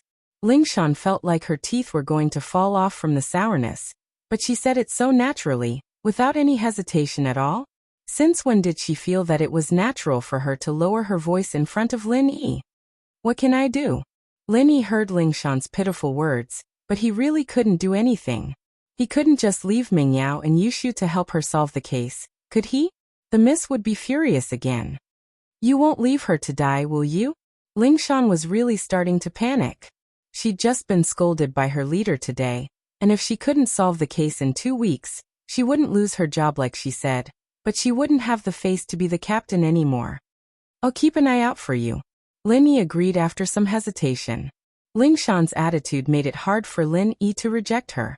Whether it was for Huaijuan's sake or his personal relationship with Lingshan, Lin Yi couldn't just ignore her. Okay. Call me if you have any news. Miss Braindead's phone is on 24/7. Lingshan was very happy when she heard Lin Yi's answer. Lin Yi didn't say anything and hung up the phone with a faint smile. Lingshan, on the other hand, had an indescribable feeling welling up in her heart. Was she still the same person she used to be? Why did she have to lower her voice to Lin Yi? Where was the arrogant and strong Lingshan from before? If her friends knew that she was flirting with a man and calling herself Miss Braindead, wouldn't they laugh their heads off? No, she couldn't let anyone know about this. The reason why Lin Yi promised Lingshan to keep an eye out for her was because Lin Yi had found a breakthrough. That was Zhang Wen. He just told Zhang Wen that he was going to take care of Pinliang, and the next day, Pinliang's kidney was cut off. It was fine if he was beaten up, but a kidney was cut off. This was a sensitive issue. Although Fabai didn't call the police, Lin Yi knew about it. Even if Pinliang's kidney wasn't cut off by Zhang Wen, he must have a close relationship with Zhang Wen. Zhang Wen must have been in contact with the kidney trafficking organization. Because of this, Lin Yi agreed to Lingshan's request. Although Lingshan made it sound pitiful, Lin Yi didn't like to do things he wasn't confident in. Since he was having dinner with Zhang Wen today, Lin Yi could ask Zhang Wen about his relationship with the kidney trafficking organization. Not long after hanging up, Mingyao and Yushu came out of the house. When the 2 girls appeared, Lin Yi was stunned. The 2 girls were already very beautiful without dressing up. Today they were going out for dinner and dressed up. Lin Yi couldn't help but be stunned. What are you looking at? Mingyao saw that Lin Yi was staring at her. Although she scolded Lin Yi, she was secretly happy. He finally knew that there were 2 pretty girls at home? Ha! Lin Yi smiled and retracted his gaze.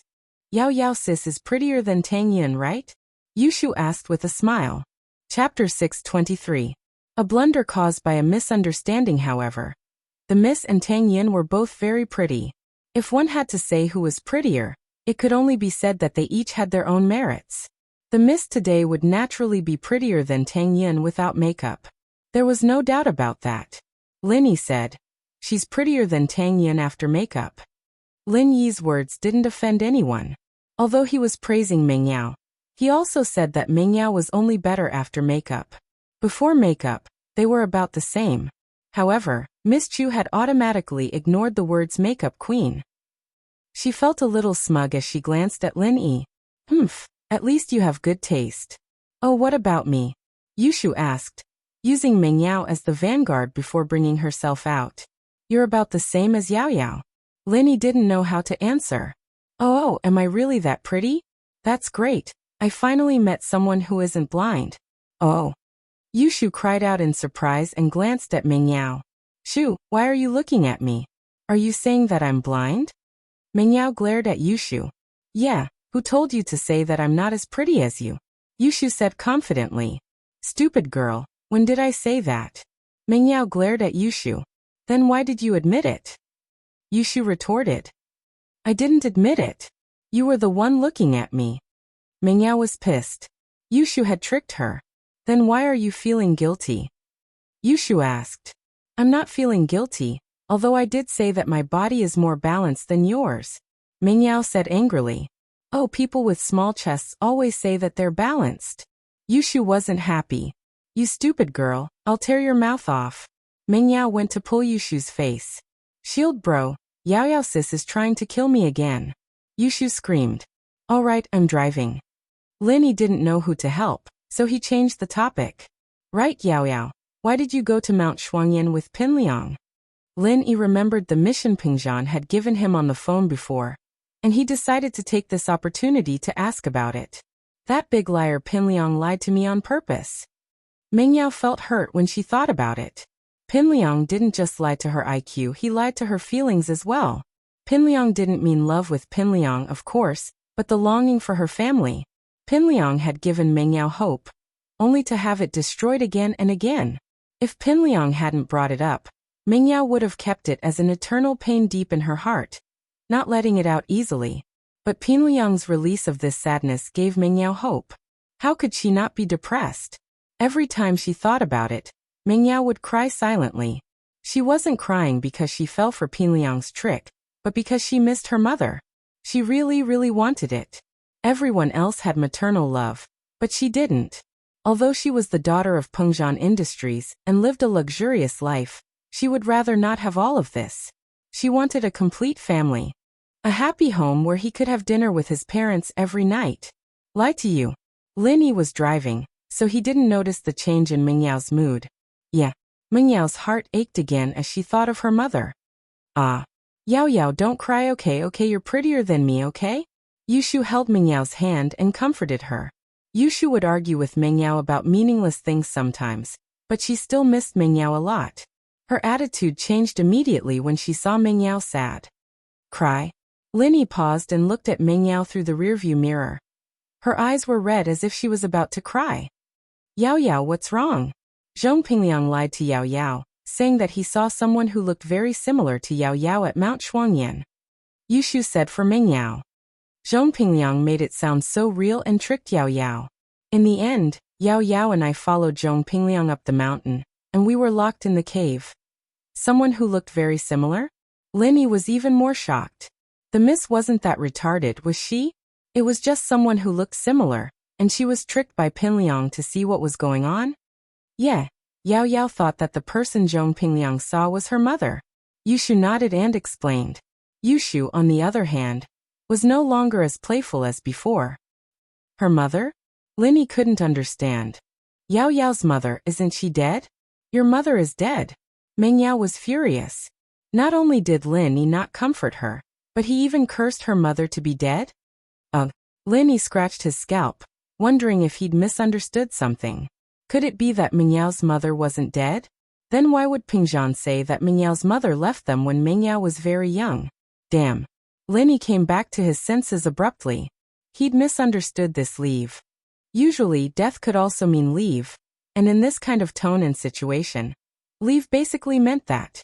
However, Pingzhan's leave might be the original meaning of leave. That was for some reason, Mingyao's mother ran away from home. Lin Yi couldn't help but sweat at the thought. This was a big mistake.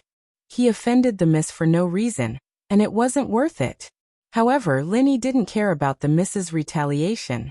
Your mother is the dead one.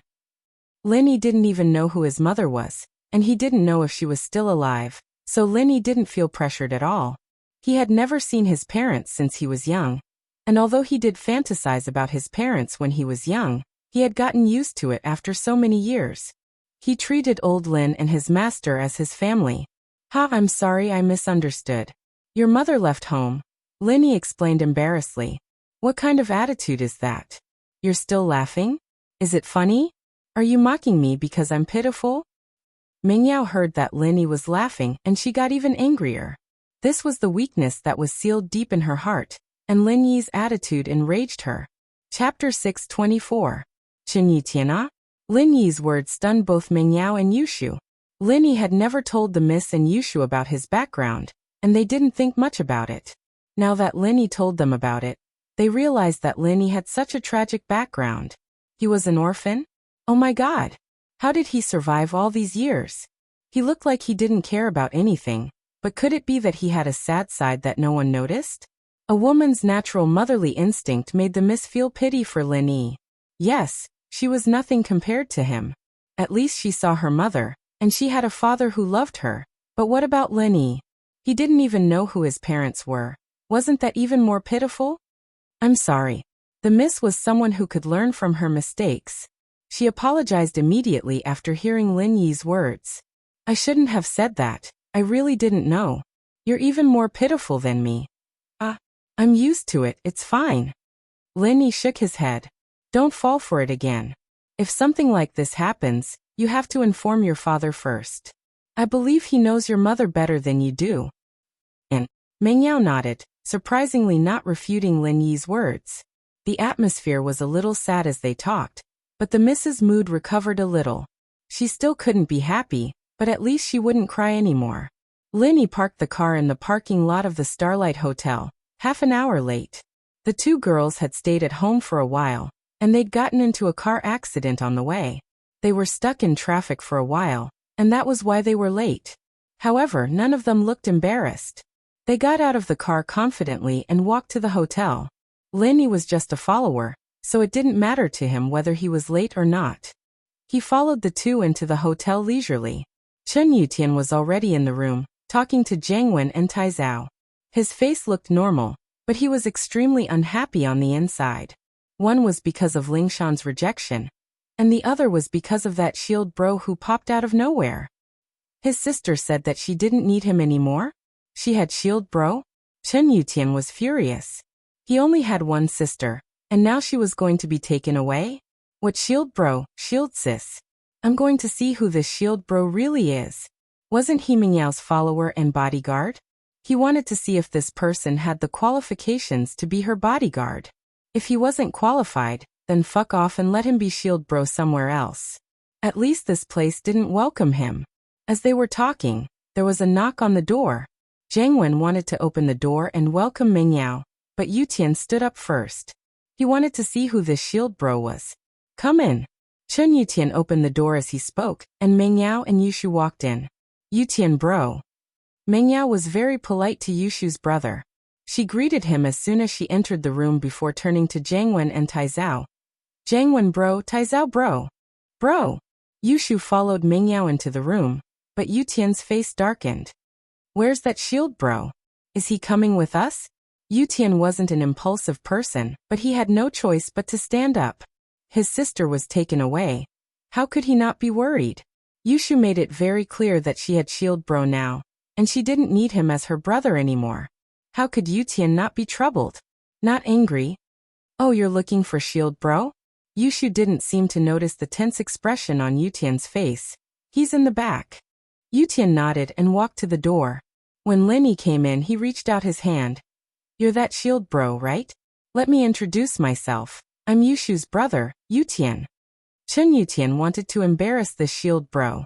He was already at the early phase of the golden class, and normal people weren't his match. He wanted to let his sister know that her brother was always the strongest. Ha!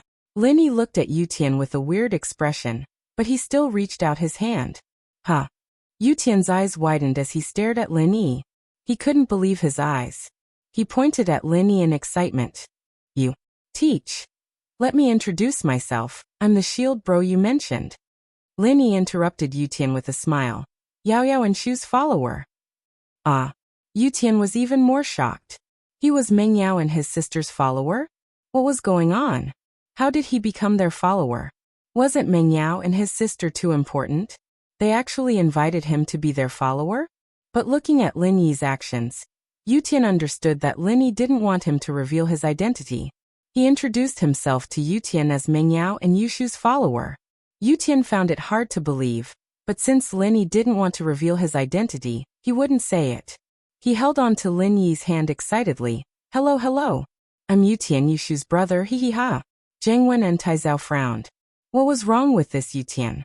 Before Lin Yi came, he said that he wanted to teach this Lin Yi a lesson for stealing his sister's place. Why was he like this now? Yushu wasn't afraid of her brother bullying Lin Yi. Instead, she wanted her brother to suffer in front of Lin Yi. She stopped thinking about Lingshan, but she didn't expect her brother to act like this. As if he regretted not meeting Lin Yi earlier? Since you're Yushu's brother, I'll call you Yutian bro. Lin Yi was younger than Yutian, so calling him Yutian bro wasn't a bad thing.